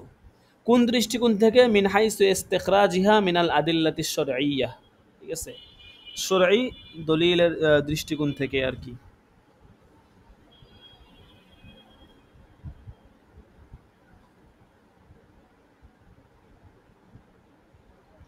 আর লক্ষ্য উদ্দেশ্য কি এই কিতাবের? লক্ষ্য উদ্দেশ্য হচ্ছে যে সমস্ত ক্ষেত্রে শরীয়তের সুস্পষ্ট কোনো নস নেই, ওই সমস্ত বিধানের ক্ষেত্রে শরঈ সমাধান এমন সহজভাবে জানা যে কোনো সন্দেহ বাকি থাকে না।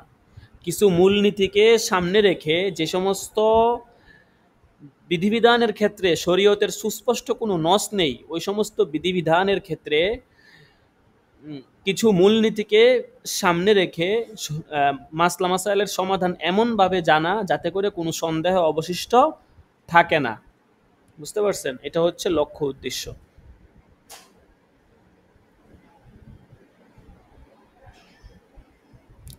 এখন আমরা আরেকটা নতুন বিষয় জানবো, যেটা কিতাবের মধ্যে আছে, তারপরেও আমি এখানে আপনাদেরকে সংক্ষেপে বলে দিই, কিতাবে এইটা বিষয়টা আসবে। সেটা হচ্ছে আল্লামা জালালউদ্দিন সৈয়দ রহমতুল্লাহ আলাই, ওনার একটা কিতাব যে জালালাইন শরীফ লেখছেন, ওনার একটা কিতাব আছে আল আসবান নাজায়ের। তো ওই গ্রন্থে তিনি লেখছেন, সর্বপ্রথম এই ইলমের দরজা খুলেছেন সুলতানুল উলামা ইজুদ্দিন আব্দুল আজিজ ইবনে আব্দুস সালাম রহমতুল্লাহ আলাই। অর্থাৎ আল আসবা ওয়ান নাজায়ের সম্পর্কে, শাস্ত্র সম্পর্কে সর্বপ্রথম এই এই শাস্ত্র সম্পর্কে কলম ধরেছেন সুলতানুল উলামা ইজুদ্দিন আব্দুল আজিজ ইবনে আব্দুস সালাম। ঠিক আছে, উনি দুইটা কিতাব লেখছেন এই শাস্ত্রের বিষয়ে। এক নম্বর হচ্ছে আল কাওয়াইদুল কুবরা, 2 নম্বর কিতাব হচ্ছে আল কাওয়াইদুস সুগরা। এর পরবর্তীতে ওনার পরে অনেকেই লেখছেন, যেমন শায়েখ সদরুদ্দিন মুহাম্মদ ইবনে উমর, তারপরে হচ্ছে ইমাম আবু তাহের দাব্বাস, কাজী হুসাইন, বদরুদ্দিন মুহাম্মদ জারকাশি, তারপরে তাজউদ্দিন সুবুকি, ইবনুল মুলাক্কিন, আল্লামা জালালউদ্দিন সুয়ুতি সহ, আল্লামা ইবনে নুজাইম সহ আরো অনেকেই লেখছেন।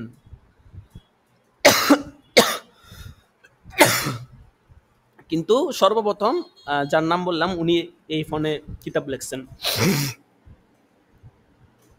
তো আল্লামা জালালউদ্দিন সুয়ুতি আল আসবান নাজায়ের কিতাবের মধ্যে লেখছেন যে উনি এই কিতাবকে কেন লেখছেন, মানে এই মুসান্নিফ এই কিতাব কেন লেখছেন, ওয়াজহে তাসমি বা এটা কি বলে, কিতাব রচনার প্রেক্ষাপট বা কারণ কি। তো বলতেছে আবু সাইদ হারাবি একজন ব্যক্তি ছিল, উনার একটা কৌল নকল করছেন যে হারাত একটা জায়গার নাম আর কি, ওখানে একজন হানাফি আলেম ছিলেন, তিনি জানতে পারলেন যে ইমাম আবু তাহের দাব্বাস তিনি অন্ধ ছিলেন। তো পুরো হানাফি মাযহাবকে তিনি 17টি কায়দার মধ্যে সীমাবদ্ধ করে দিয়েছেন। এই কথাটা একজন লোক জানতে পারছে, হানাফি একজন আলেম। কার ব্যাপারে? ইমাম আবু তাহের দাব্বাসের ব্যাপারে, যে ইমাম আবু তাহের দাব্বাস 17 কায়দার মধ্যে হানাফি মাযহাবকে একত্রিত করে ফেলছে। তো তিনি চুপে চুপে তার কাছে যাওয়ার জন্য রওনা দিছেন। তো এই ইমাম আবু তাহের দাব্বাসের নিয়ম ছিল যে যখন লোকেরা এশার নামাজ শেষ করে বের হয়ে যেত, তখন তিনি ওই 17টা কায়দা তিনি ইমলা করতেন, নিজে নিজে পাঠ করতেন। তো হানাফি আলেম একটি চাটায়ের ভিতর লুকিয়েছিলেন, মসজিদে ঢুকে একটা চাটায়ের ভিতর লুকিয়েছিলেন। তো আবু তাহের দাব্বাস অন্য দিনের মতো মসজিদটা বন্ধ করে দিলেন, বন্ধ করে ওই যে 17টা কায়দা আছে এগুলো নিজে নিজে পাঠ করা শুরু করলেন। তো যখন আবু তাহের দাব্বাস 7 নাম্বার কায়দায় পৌঁছালেন, তখন ওই যে হানাফি আলেম ছিল না, চাটায়ের মধ্যে লুকায় ছিল, যে তার কাশি আসছে, ঠিক আছে, সে কাশি দিছে। তো এটা ইমাম আবু তাহের দাব্বাস শুনে ফেলছে, বুঝে ফেলছে যে এখানে একজন লোক লুকায় রয়েছে। তো ইমাম আবু তাহের দাব্বাস ওই হানাফি আলেমকে মারধর করছে আর কি, যে তোমার এত বড় সাহস, তুমি আমার কাছে এটা শিখতে আসছো না বইলা। তো এবং তিনি এই কায়দা ইমলা করা বন্ধ করে দিলেন। তো কাজী আবু সাঈদ বলেন যে এই বিষয়টি যখন কাজী হুসাইন জানতে পারেন, তখন তিনি পুরো শাফিঈ মাযহাবকে 4টি কায়দার অধীনে সীমাবদ্ধ করে দিয়েছেন। তো আসলে এখানে বলার উদ্দেশ্য হচ্ছে যে ওনারা দেখেন কত কষ্ট করে মানে এলেম শিখতেন।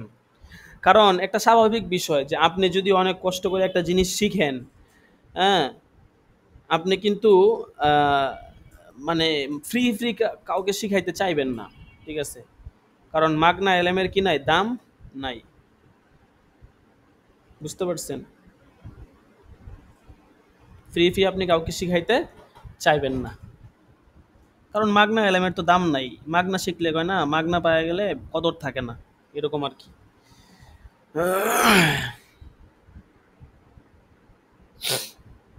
তো ওনারা অত কষ্ট করে এই কায়দাগুলো জমা করছেন। তো কিতাবের মধ্যেই কিতাব লেখার যে কারণ এটা আসবে, ওখানে আমরা ইনশাল্লাহ এই ঘটনাটা আবার জানতে পারবো। তো আমরা আজকে প্রাথমিক কিছুটা জানলাম কিতাব সম্পর্কে। আরো কিছু বিষয় আছে যেগুলো কিতাবের মধ্যে আছে, মানে এই কিতাবের প্রাথমিক আলোচনা বা প্রাথমিক যে পয়েন্ট, কিতাব কি সম্পর্কে বা কিতাবের যেই মৌলিক ধাঁচটা, এটা কিতাবের মধ্যে আছে, মুসান্নেফের এবারতেই আছে। বুঝতে পারছেন? এই জন্য এটা নিয়ে ঘাবড়ানোর কোনো কারণ নেই। কিতাবের মধ্যে আছে, কিতাবকে তিনি 7টা ভাগে বিভক্ত করছেন, 7টা ফোন আনছেন, এগুলো কিতাবের ভিতরে আপনি পাবেন। দেখেন, বিসমিল্লাহির রহমানির রহিম। আলহামদুলিল্লাহি আলা মা আনআমা ওয়া সাল্লাল্লাহু আলা সাইয়্যিদিনা মুহাম্মাদিন ওয়া সাল্লাম ওয়া বা'দু فإن الفقه أشرف العلوم قدرا وأعظمها أجرا وأتمها عائدة وأعمها فائدة وأعلاها مرتبة وأسناها منقبة يملأ العيون نورا والقلوب سرورا والصدور انشراحا ويفيد الأمور اتساعا وانفتاحا. আচ্ছা, তো এখানে বলতেছে আলহামদুলিল্লাহি আলা মা আনআমা, সমস্ত প্রশংসা আল্লাহ তাআলার জন্য তিনি যেই সমস্ত নিয়ামত দান করেছেন এর উপর ভিত্তি করে। ওয়া সাল্লাল্লাহু আলা সাইয়্যিদিনা মুহাম্মাদি ওয়া সাল্লাম, এবং সালাত এবং সালাম বর্ষিত হোক আমাদের নেতা মুহাম্মদ সাল্লাল্লাহু আলাইহি ওয়াসাল্লামের প্রতি। ওয়া বা'দু, আই বা'দাল হামদি ওয়াস সালাতি, হামদ ও সালাতের পর। ফা ইন্নাল ফিকহা আশরাফুল উলুমি কদরা, বলতেছে ইলমে ফিকহ হচ্ছে আশরাফুল উলুমি কদর, কদর মানে হচ্ছে মর্যাদা, মর্যাদার দৃষ্টিকোণ থেকে সর্বোত্তম ইলম, মর্যাদার বিচারে সর্বোত্তম ইলম। ওয়া আ'যামুহা আজরা, বলতেছে বিনিময়ের দিক থেকে সুমহান, আজরুন মানে হচ্ছে বিনিময়, প্রতিদান, সোয়াব, সোয়াবের দিক থেকে সেটা সুমহান। ওয়া আতাম্মুহা আইদাতান, আইদা মানে হচ্ছে পরিণাম, আতাম্মুন মানে হচ্ছে পূর্ণাঙ্গ, পরিণামের দিক থেকে, পরিণামের বিচারে সেটা পূর্ণাঙ্গ। ওয়া আ'আম্মুহা ফাইদাতান, ফাইদাতান মানে হচ্ছে উপকার, আ'আম্মু মানে হচ্ছে ব্যাপক, উপকারের দৃষ্টিকোণ থেকে, উপকারের বিচারে এটা অতি ব্যাপক। সবগুলো ইসমে তাফজিলের সিগা। ওয়া আ'লাহা মারতাবাতান, আ'লাহা মারতাবাতান মানে হচ্ছে মর্তবা, মর্যাদা, মর্তবার বিচারে, মর্যাদার দৃষ্টিকোণ থেকে আ'লাহা সর্বোচ্চ, সবচেয়ে উঁচুতে। ওয়া আসনাহা মানকবাতান, মানকবা মানে হচ্ছে সৌন্দর্য, আসনাহা মানে হচ্ছে অধিক আলোকিত। ওয়া আসনাহা মানকবাতান, এবং সৌন্দর্যের বিচারে অধিক আলোকিত। ইয়ামলাউল উয়ুনা নূরা, বলতেছে ইয়ামলাউ, আই ইয়ামলাউল ফিকহু আল উয়ুনা নূরা, ইয়ামলাউর ফাইল হচ্ছে ফিকা, এই ইলমে ফিকা চক্ষুসমূহকে নূর, নূর দ্বারা ভরে দেয়। ওয়াল কুলুবা সুরুরা, ওয়াল কুলুবা, এবং অন্তরসমূহকে সুরুর, আনন্দ দিয়ে ভরে দেয়, কি দিয়ে? আনন্দ দিয়ে। ওয়াসসুদুর ইনশিরাহা, ওয়াসসুদুর, এবং বক্ষকে ভরে দেয়, ইনশিরাহা, প্রশস্ততা দিয়ে, বক্ষকে প্রশস্ততা দিয়ে ভরে দেয়। ওয়ায়ুফিদুল উমুর ইত্তিসাআ ওয়া ইনফিতাহা, বলতেছে ওয়ায়ুফিদুল উমুর, ইত্তিসা মানে হচ্ছে প্রশস্ততা, ইনফিতাহা একই অর্থ আর কি, মানে এই ইলমে ফিকহ সব কিছুর মধ্যে প্রশস্ততার ফায়দা দেয়। ইউফিদু মানে ফায়দা দেওয়া, অর্থাৎ ইলমে ফিকহ সব কিছুর মধ্যেই প্রশস্ততা, ব্যাপকতার ফায়দা দেয়।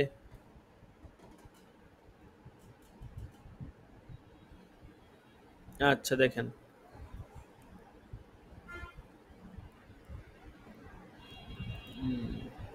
তো আজকে এই পর্যন্তই থাকুক, কিছুটা তাহকিক বলে দেই। এখানে তেমন তাহকিক নাই, তারপরেও যতটুকু বলে দেই। এখানে হচ্ছে আপনার আশরাফুল উলুমি কদর, আযমুহা আজর, শব্দ তেমন নতুন কোনো শব্দ নাই, সব শব্দ মোটামুটি আপনারা কম বেশি পড়ছেন। মালা আয়ামলাউ থেকে, ফাতাহ আফতাউ থেকে, পরিপূর্ণ করা, পূর্ণ হওয়া আর কি। আইনুন তো উয়ুনের বহুবচন, নূরুন আনওয়ারুনের বহুবচন। তো এখানে আর একটা বিষয় জানার আছে, সেটা হচ্ছে যে নূর এবং হচ্ছে জৌ, এই দুইটার মধ্যে পার্থক্য কি। তো কেউ কেউ বলছে নূর এবং জৌউনের মধ্যে কোনো পার্থক্য নেই, উভয়টা মুরাদেফ শব্দ। কেউ বলছেন কোনো পার্থক্য নেই, উভয়টা হচ্ছে কি মুরাদেফ শব্দ। আবার কেউ বলছেন জৌউনের মধ্যে আলোর মানাটা এটা বেশি, বুঝতে পারছেন? যৌবনের মধ্যে আলোর মানাটা এটা তুলনামূলক কি একটু বেশি।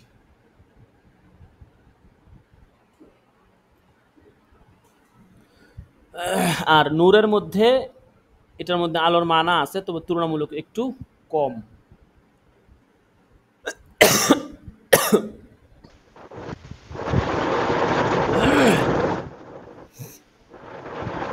আচ্ছা, তারপরে আবার কেউ বলছেন জউন এটা সত্তাগত আলোকে বোঝায়, যেমন লাইটের যে আলো আছে, সূর্যের আলো, এটাকে জউন বোঝায়। আর নূর বোঝায় কলবের যে আলো আছে, পরোক্ষ আলো, এটাকে নূর বোঝায়, যেমন কলবের আলো, চাঁদের আলো, ঠিক আছে, এগুলো আর কি। আচ্ছা, তো এ পর্যন্তই থাকুক প্রথম দিন যেহেতু।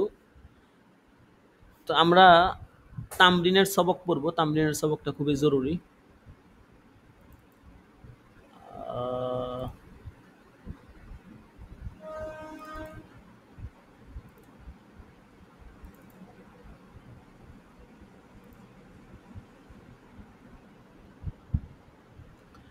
গত ক্লাসে সম্ভবত তামরিনের 2 নম্বর সবকটা শেষ হয়েছে আর কি।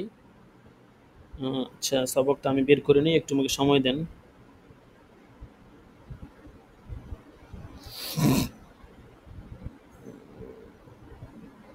তামরিনের সবকটা মানে একটা ইয়ার মধ্যে এই সবগুলো সবক একসাথে করা আর কি, বুঝতে পারছেন? যার কারণে আর কি পৃথক পৃথক আছে, এটা আরেক ফাইলে রাখছি। একসাথে পুরো ফাইল দেখা গেছে কোন কিতাবের পিডিএফ, আল আসবান নাজায়ের কিতাবের পিডিএফ তো গ্রুপেই দেওয়া আছে।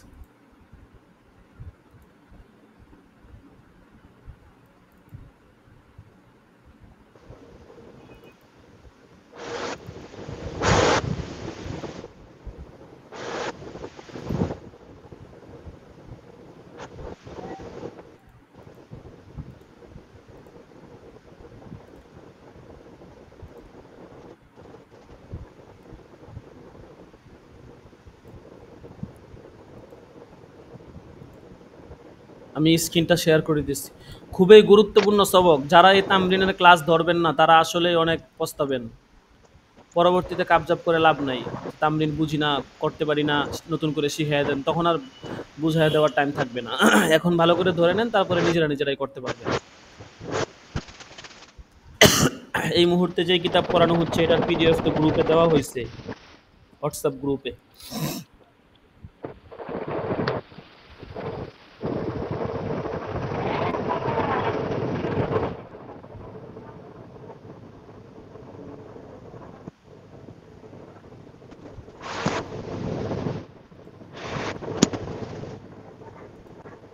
আচ্ছা দেখেন, এখানে স্ক্রিন শেয়ার করে দিচ্ছি। তামরিন সংক্রান্ত তৃতীয় দরস।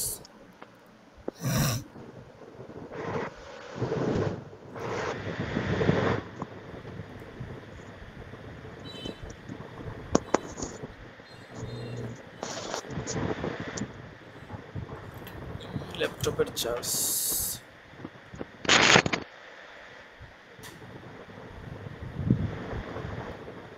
দেখেন, আমরা গত সবকে পড়ছিলাম যে কিছু বিষয় মাসলা মাসাইল লেখার পরে কিছু বিষয় আমাদেরকে মানতে হবে, কিছু কাজ করতে হবে। তাজজিয়াতুল ইস্তেফতা, তারপরে 10টা পর্ব মনে হয় আমরা পড়ছিলাম।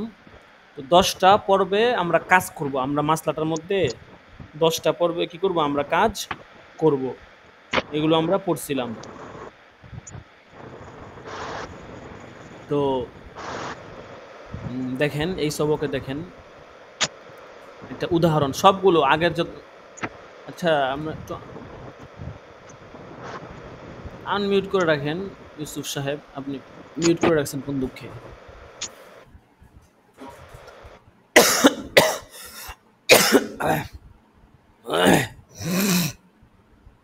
যারা অনুপস্থিত আছে বলেন চলে আসার জন্য, হাজিরা ডাকা হবে। দেখেন 10টা বিষয় আমরা পড়ছিলাম, তাই না? তো এখানে সবগুলো বিষয় সুন্দর করে উদাহরণ সহ বলে দিবে। তামরিন সংক্রান্ত তৃতীয় দরস, একটি উদাহরণ। এ পর্যায়ে একটি উদাহরণে উক্ত 10টি ধাপ প্রয়োগ করে দেখানো হলো, এতে বিষয়টি বুঝতে আরো সহজ হবে। প্রশ্ন ছিল এরকম, যে প্রশ্ন, আমার মা নামাজ পড়ার সময় কান ঢাকেন না। একজন বলল কান 17-র অন্তর্ভুক্ত, তার কথা কি সঠিক? কান না ঢেকে নামাজ পড়লে কি নামাজ সহি হবে? ধরেন এই প্রশ্নটাই আপনাদেরকে দেওয়া হইল। এখন এই উত্তরটা লিখতে গেলে আপনারা কি কি কাজ করবেন? আমরা তো নিয়ম পড়ছি, এখন নিয়মটা প্র্যাকটিক্যালি আপনাদেরকে দেখাইতে হবে না?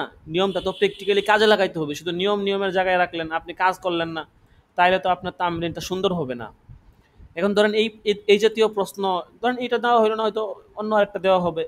তো এই জাতীয় প্রশ্ন আপনাকে দেওয়া হবে। এখন আপনি এটা কিভাবে কাজ করবেন, এই প্রশ্নটা নিয়ে কিভাবে ফতোয়া লিখবেন, কিভাবে আগাবেন, দেখেন উত্তর। প্রথম পর্ব আমরা পড়ছিলাম তাজজিয়াতুল ইস্তিফতা, অর্থাৎ প্রশ্ন যেটা চাওয়া হয়েছে ওইটাকে ভাগ করা। দেখেন এ পর্বে কাজ করে দেখা গেল প্রশ্নে স্পষ্টভাবে দুটি প্রশ্নে উল্লেখ রয়েছে। প্রশ্ন দুটি হলো, নামাজে কান মহিলাদের সতরের অন্তর্ভুক্ত কিনা। 2 নাম্বার হচ্ছে, মহিলার নামাজে কান না ঢেকে নামাজ পড়লে নামাজ সহি হবে কিনা। ঠিক আছে, এই দুইটা বিষয় আমরা এখানে প্রশ্নের মধ্যে পাইলাম।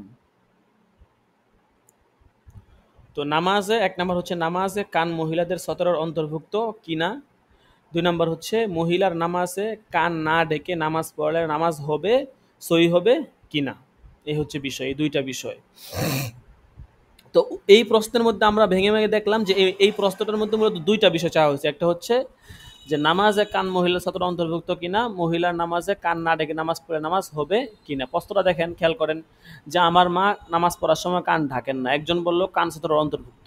তাহলে কেমন যেন কানের বিষয়টা জানতে চাওয়া হয়েছে যে কান সতর অন্তর্ভুক্ত কিনা।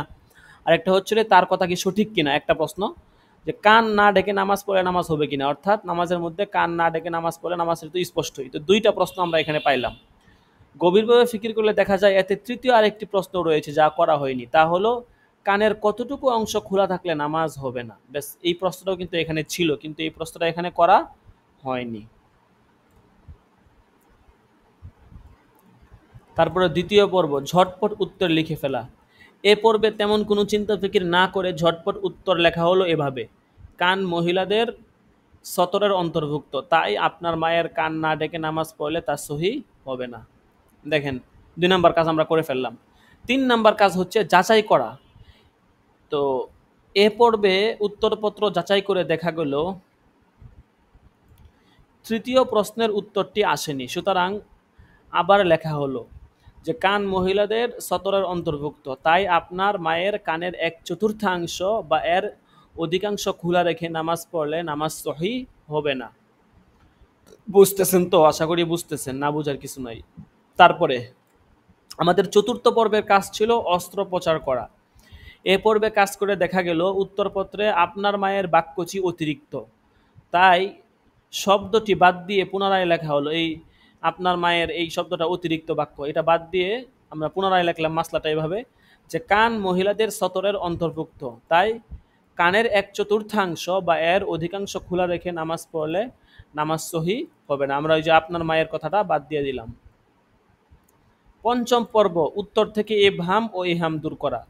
এ পর্বে কাজ করে দেখা গেল উত্তরে একটি সূক্ষ্ম ইহাম বা গলত ফাহমি থেকে গেছে, তা হলো কান মহিলাদের সতরের অন্তর্ভুক্ত। এ বাক্য থেকে মনে হতে পারে নামাজের বাহিরেও কান সতরের অন্তর্ভুক্ত, অথচ তা বলা উদ্দেশ্য নয়। খুব সুন্দর কথা, আশা করি বুঝতেছেন, ব্যাখ্যার কিছু নাই। সুতরাং বাক্যটি এভাবে লিখতে হবে, নামাজে নারীদের জন্য, নামাজে কয়েকটা যুক্ত করতে হবে, ঠিক আছে? নামাজে নারীদের জন্য কান সতরের অন্তর্ভুক্ত, তাই পুরো বাক্যটি এরূপ হবে যে নামাজে নারীদের জন্য কান সতরের অন্তর্ভুক্ত, তাই কানের 1/4 বা এর অধিকাংশ খোলা রেখে নামাজ পড়লে নামাজ সহি হবে না।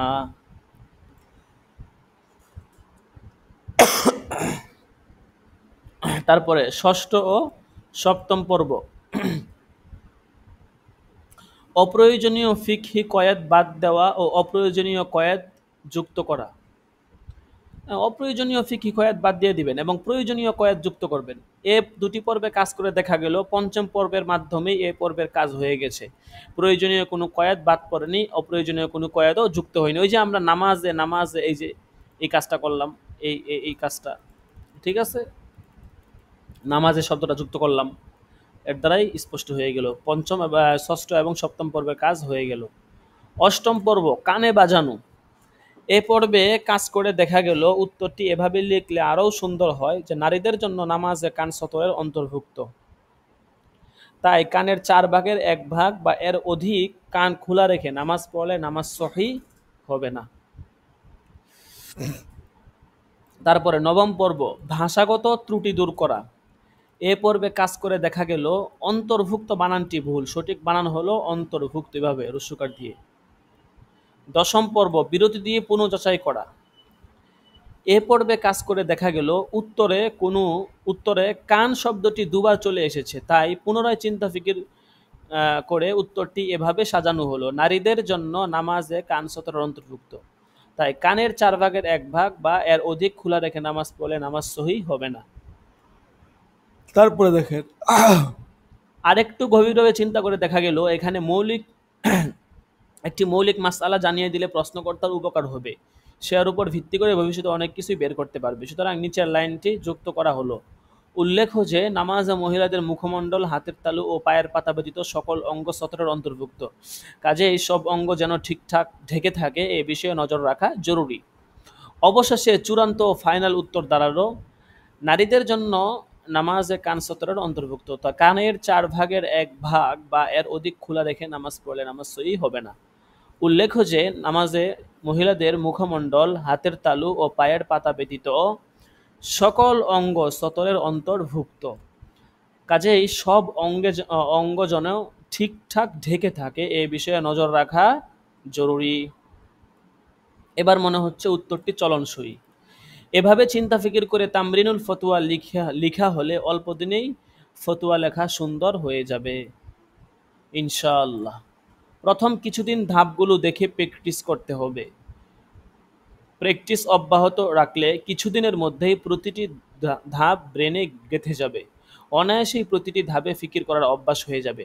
তবে এর জন্য পর্যাপ্ত সময় বরাদ্দ রাখতে হবে, সারা বছর লাগাতার মেহনত করতে হবে। সাধারণ লেখা সবাই লিখতে পারে, তবে সাহিত্য মানে উত্তীর্ণ লেখা তৈরি সহজ নয়। এর জন্য প্রয়োজন একজন অভিজ্ঞ সাহিত্যিক উস্তাদের অধীনে সুদীর্ঘ অনুশীলন। ফতোয়াও এর ব্যতিক্রম নয়। সাধারণ ফতোয়া অনেকেই লিখতে পারেন, কিন্তু আদর্শ মানে উত্তীর্ণ ফতোয়া লিখতে হলে একজন বিচক্ষণ ফতোয়া লেখক মুফতির অধীনে দীর্ঘ সাধনা চালিয়ে যেতে হয়। তো যাই হোক, আশা করি আপনারা বুঝতে পারছেন। আচ্ছা, এটা ছিল আমাদের কত নাম্বার? 3 নাম্বার দরস। আচ্ছা, 4 নাম্বার দরসটা একটু দেখি, 4 নাম্বার দরসে কি আছে দেখি, যদি বেশি বড় না হয় 4 নাম্বারটাও শেষ করে ফেলবো। 4 নাম্বারটা ছোট, আমরা 4 নাম্বারটাও পড়ে ফেলি।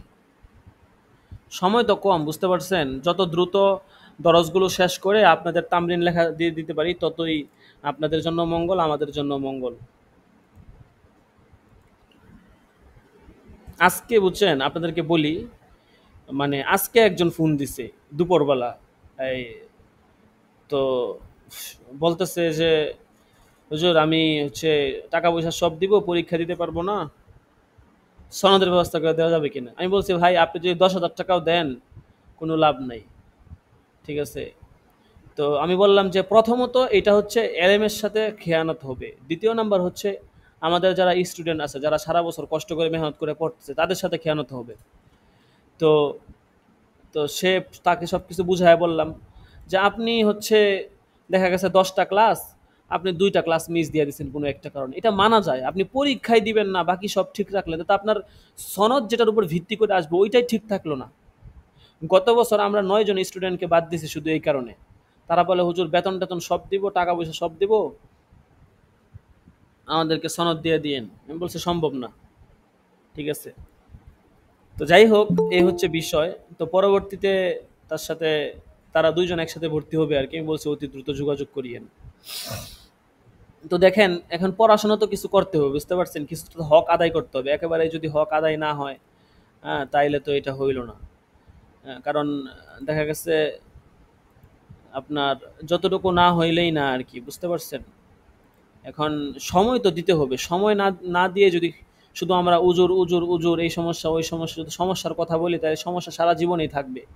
আপনি একটা মুহূর্ত দুনিয়াতে যতক্ষণ পর্যন্ত আপনি আসি, একটা না একটা সমস্যা থাকবেই। হয়তো পারিবারিক সমস্যা, নয়তো ব্যক্তিগত সমস্যা, নয়তো টাকার সমস্যা, নয়তো এই সমস্যা ওই সমস্যা। সমস্যা ছাড়া একজন মানুষ আছে কিনা দেখেন আমাকে। হয়তো কারো একটু বেশি সমস্যা, কারো একটু কম সমস্যা, সমস্যা সবার মধ্যে আছে। কারো একটু বেশি, কারো একটু কম, এতটুকুই পার্থক্য, ব্যাস। মেনে নিতে হবে, কিছু করার নাই ভাই, দুনিয়াটা এমনই, ঠিক আছে। ওই যে আজকে একটা কথা শুনলাম, যে ডক্টর নাভিল স্যার, অনেকে নাম শুনছেন, তো উনি বললো আর কি যে যে আমরা তো অনেক ভালো কাজ করি, অনেক সওয়াবের কাজ করি, তো এর মধ্যে থেকে এক দুইটা খারাপ কাজ করলে সমস্যাটা কি? এক দুইটা খারাপ কাজ করে নামাজ রোজা কোরআন শরীফ তেলাওয়াত সবই তো করতেছি, তো এক দুইটা খারাপ কাজ করলাম, এতে তেমন আহামরির কি আছে? তো আসলে বিষয়টা হচ্ছে যে আমাদের মুমিনের জীবন, হাদিসে আছে না আদ-দুনিয়া সিজনুল মুমিন, তো মুমিনের পুরো জীবনটা হচ্ছে আপনার একটা ডিউটির মধ্যে আর কি। এটা আল্লাহ তাআলার পক্ষ থেকে আমানত স্বরূপ, এবং এটা একটা কেমন যেন ডিউটির মধ্যে আপনি আছেন, বুঝতে পারছেন? এই জন্য কাজে এখানে এক দুইটা খারাপ খারাপ কাজ করে পার পেয়ে যাব এরকম ভাবনার কোনো অপশনেই নাই। দেখেন, তামরিন সংক্রান্ত চতুর্থ দরস, ফতুয়া লেখার নিয়মাবলী। ফতুয়া লেখার পূর্বে তাউস, তাসমিয়া, হামদ ও সালাত, লা হাওলা ওয়ালা কুওয়াতা ইল্লা বিল্লাহ এবং রব্বি ইশরাহ লি সাদরি ওয়া ইয়াসসির লি পড়ে নিবে। সর্বপ্রথম বিসমিল্লাহির রহমানির রহিম অথবা বিসমিহি তাআলা লিখবে। তাসমিয়ার পর হামিদা ও মুসল্লি ও মুসল্লিমা অথবা যে কোনো সংক্ষিপ্ত দুরূদ শরীফ লিখবে। এটা ভালো করে মনোযোগ দিয়ে ধরেন, পরে বলবেন যে এই উল্টাপাল্টা করবেন, এটা হবে না কিন্তু।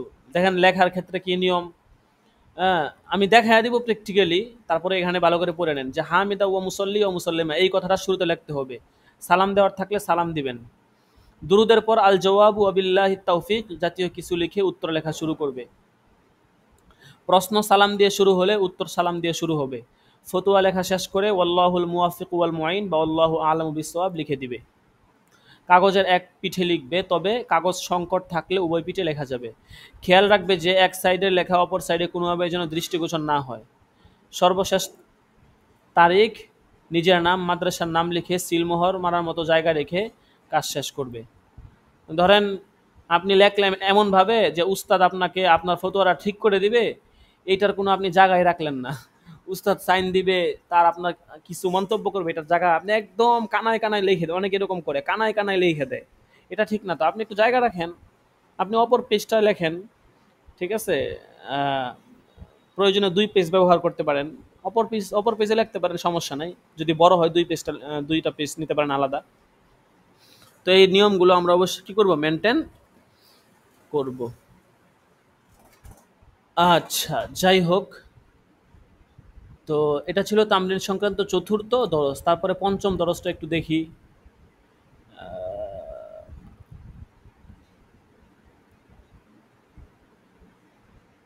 আচ্ছা, পঞ্চম দরসটা হচ্ছে তামরিন সংক্রান্ত পঞ্চম দরস, যেসব বিষয় লক্ষ্য রাখা জরুরি। আচ্ছা, এটাও পড়ে ফেলি। আমি চাইতেছি বুধবার দিনের মধ্যেই সবগুলো দরস শেষ করে ফেলতে আর কি।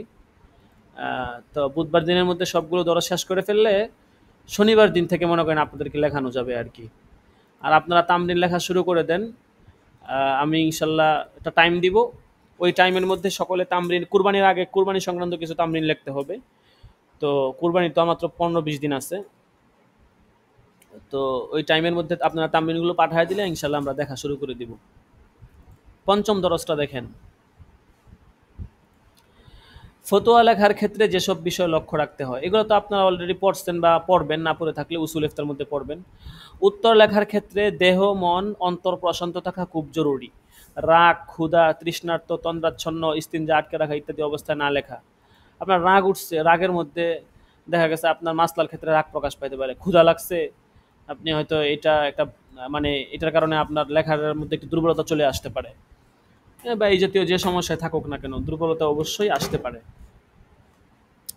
প্রশ্নকর্তা মূল যে বিষয়গুলো জানতে চেয়েছেন সেগুলোর হুকুম শুরুতেই বর্ণনা করা। এরপর প্রাসঙ্গিক কোনো বিষয় থাকলে উল্লেখ করতে চাইলে সেটা ভিন্ন প্যারা দিয়ে শুরু করা।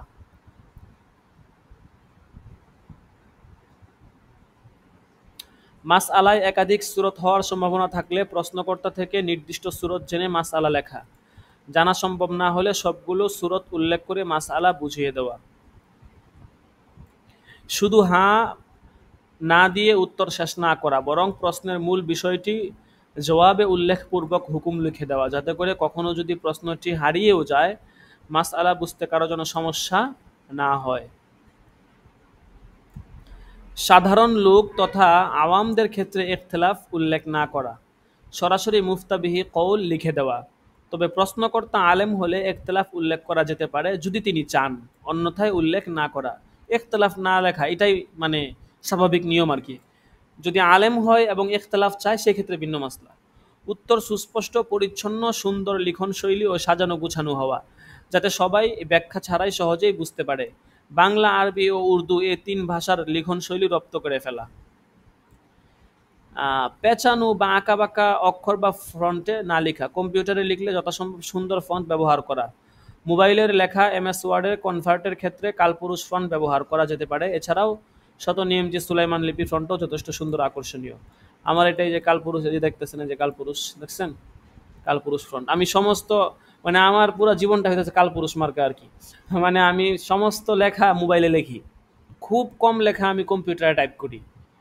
টাইপিং যে পারি না, পারি আলহামদুলিল্লাহ, কিন্তু আমি মানে সমস্ত লেখা সামান্য থেকে সামান্য নোটিশটা পর্যন্ত, মানে নাম ঠিকানা বাদে আর কি, নর্মালি সমস্ত কাজে মোবাইলে করি। তারপরে এখানে পেস্ট করে শুধু এই কালপুরুষের মধ্যে আস্তে করে আপনার ছেড়ে দেই, ব্যাস একদম সেম এরকম সুন্দর হয়ে যায়।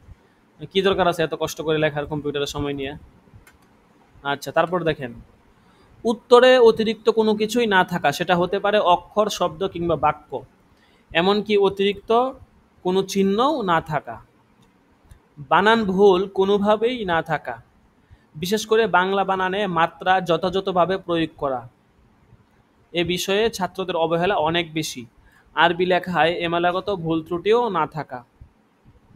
প্রয়োজনীয় শর্ত বা কয়েদ বাদ না পড়া, ফিকহের কোনো কায়দা যদি মিলে যায় সেটা উল্লেখ করে দেওয়া।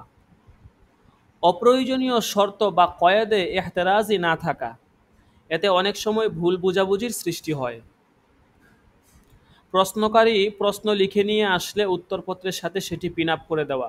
অনলাইনে বা মৌখিক প্রশ্ন হলে প্রথমে প্রশ্ন লিপিবদ্ধ করা, এরপর উত্তর লেখা শুরু করা। ফারায়েজের মাসআলার ক্ষেত্রে ওয়ারিসদের অংশ টেবিল বানিয়ে সাজিয়ে দেওয়া, এতে বুঝতে সুবিধা হয়, দেখতেও সুন্দর হয়। ফাইনাল পেপারে কারেকশন পেন বা সাদা কালি ব্যবহার না করা।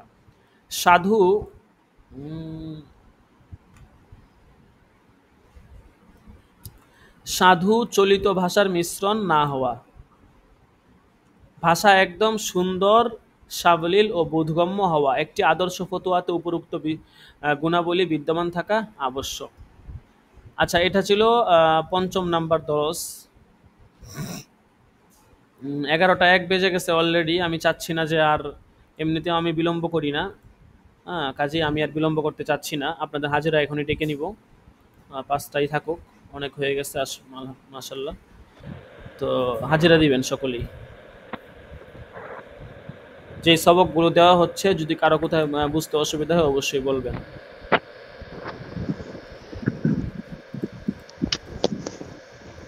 আবু নাইম আছে 1 নাম্বার দাখেলা, শুধু অবহেলা আর কিছুই না, অবহেলা অবহেলা। তারপরে সারওয়ার হোসেন 2 নাম্বার দাখেলা। তা আপনি এতদিন কেন ছিলেন না? 3 নাম্বার 4 নাম্বার দরস থেকে 9 নাম্বার দরস পর্যন্ত আপনার গাইন, বলেন তো কি কারণ, কেন ছিলেন না? 2টা ক্লাসের মধ্যে ছিলাম, কিন্তু হাজিরা দিতে পারিনি, আর 2টার মধ্যে ছিলাম না আর কি। না না, আপনি হাজিরা দিতে না পারলে তো থাকার মানে কি? 4 নাম্বার দরস থেকে নিয়ে 9 নাম্বার পর্যন্ত আপনার গাইন, মাঝখানে 2 নাম্বারও গাইন, শুধু আজ 10টা পর্যন্ত আপনার 3টা দরসে আপনার হাজিরা পড়ছে। তো হাজিরায় যদি আপনি দিতে না পারেন, তাহলে দরসে থাকার মানেটা হইলো কি, লাভটা কি থাকে দরসে? কারণ হাজিরা দ্বারা আপনার উপস্থিতি বুঝায়, আপনি হাজিরায় দিলেন না, তাহলে লাভ কি? তারপরে আব্দুর রাজ্জাক 4 নাম্বার, রফিকুল ইসলাম 5 নাম্বার নাই, ওয়াজ করুনি। 6 নাম্বার আবুল হাসান আছে, আবুল হাসান নাই। 7 নাম্বার 8 নাম্বার আমানুল্লাহ, 8 নাম্বার আছে আমানুল্লাহ, আমানুল্লাহ নাই। প্রথম কয়েকদিন এসকো ছিল, এখন এসকো শেষ। তারপরে 9 নাম্বার মুরসালিন, 10 নাম্বার মুস্তাহিদ আল আদনান,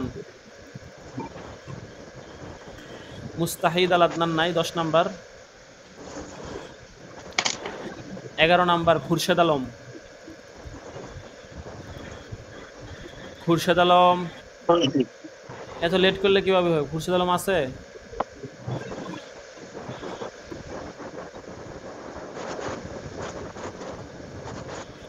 আশ্চর্য অবস্থা।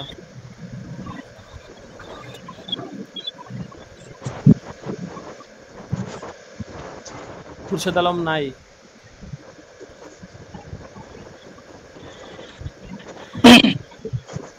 বারো নাম্বার রাকিবুল ইসলাম।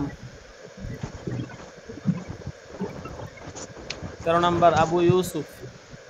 লাব্বাইক উস্তাদ আসি। তারপরে 14 নাম্বার শাহাদাত হুসাইন আছে। 14 নাম্বার তো ছুটি নেয় নাই, 17 নাম্বার ছুটি নিচ্ছে। 15 নাম্বার আছে সাকিবুল ইসলাম, ছুটি নিছিল। আচ্ছা হাজিরা দিয়ে দিই, গুরুত্ব আছে, ফোন দিয়ে ছুটি নিচ্ছে।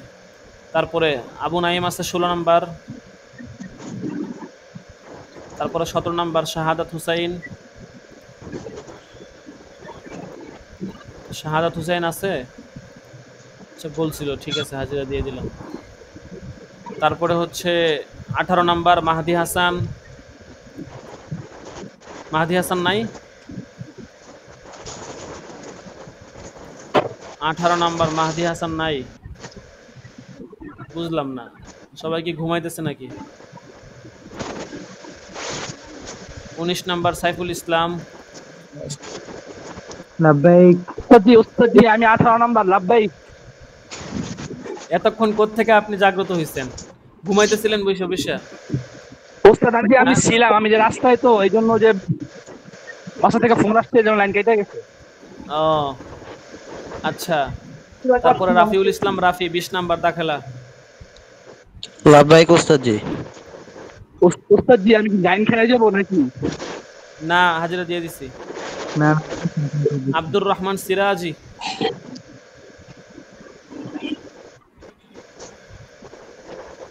তারপরে নাই। তারপরে হচ্ছে গাইন, গাইন দিয়ে দেই। তারপরে 22 নাম্বার আছে আলী হুসাইন। আলী হুসাইন আছেন?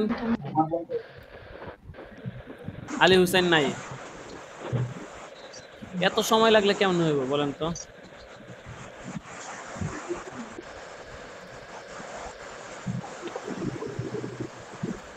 এরশাদুল্লাহ আছে? Ershadullah. Masum Billah 24 number Masum Billah. 25 number Abu Bakr Siddique.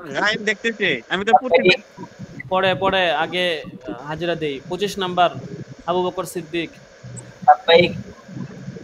26 number তারিফ নাই। 27 নাম্বারও নাই। 28 নাম্বার আছে হাসানুজ্জামান। 28 নাম্বার হাসানুজ্জামান আছে। প্রথম কয়েকদিন ছিল 2 জন, এখন 2 বন্ধুর কোনো খবর নাই। তারপরে 29 নাম্বার নাই। 30 নাম্বার আছে ওয়াইসুল করনি, নাই। ওয়াইসুল করনি নাই। 31 মাহাদি হাসান। 32 তাসনিম মাহমুদ। 33 তুফাইল আহমদ। লাব্বাইক 34 আনোয়ার হুসাইন নাই। 36 আছে ইউসুফ মাহমুদ আছে। 36। আচ্ছা লাব্বাইক ঠিক আছে। কারো গাইন আছে কিনা দেখেন। ওস্তাদ জি আমার একজন করে বলেন কত নাম্বার দাখিলা? 11 নম্বর খুরশেদ আলম। 11 নাম্বার। আপনি কোত্থেকে উদয় হয়েছেন? আপনার এতবার ডাকলাম, 10 মিনিট ধরে আপনার নাম ডাকতেছে, আপনার কোনো খবরই নাই। আপনি এর আগে ওই ডিলামি করছেন, এরকম হলে তো ভাই আপনাকে গাইন দিয়ে দেওয়া হবে। হাজিরা দিয়ে দিলাম। যে ওস্তাদ জি আমি প্রতিটা দরসে ছিলাম, আমার একটা গান দেখতেছি। কত নাম্বার দাখিলা? মাসুম বিল্লাহ 22 না 23 নাম্বার। হ্যাঁ মাসুম বিল্লাহ 22 নাম্বার না 23 নাম্বার যেন। 22 নাম্বার তো মাসুম বিল্লাহ। আলী হুসাইন। মাসুম বিল্লাহ 24 নাম্বার। আপনি কি ছিলেন? তো জি, জি, থাকলে গাইন প্রতিটা কি জন্য? দরসে ছিলাম। থাকলে এখানে গাইন কি জন্য? যে ওই দরসে আমি পেশাব করতে গেছিলাম, আমি বলছি আপনাকে। ও জি।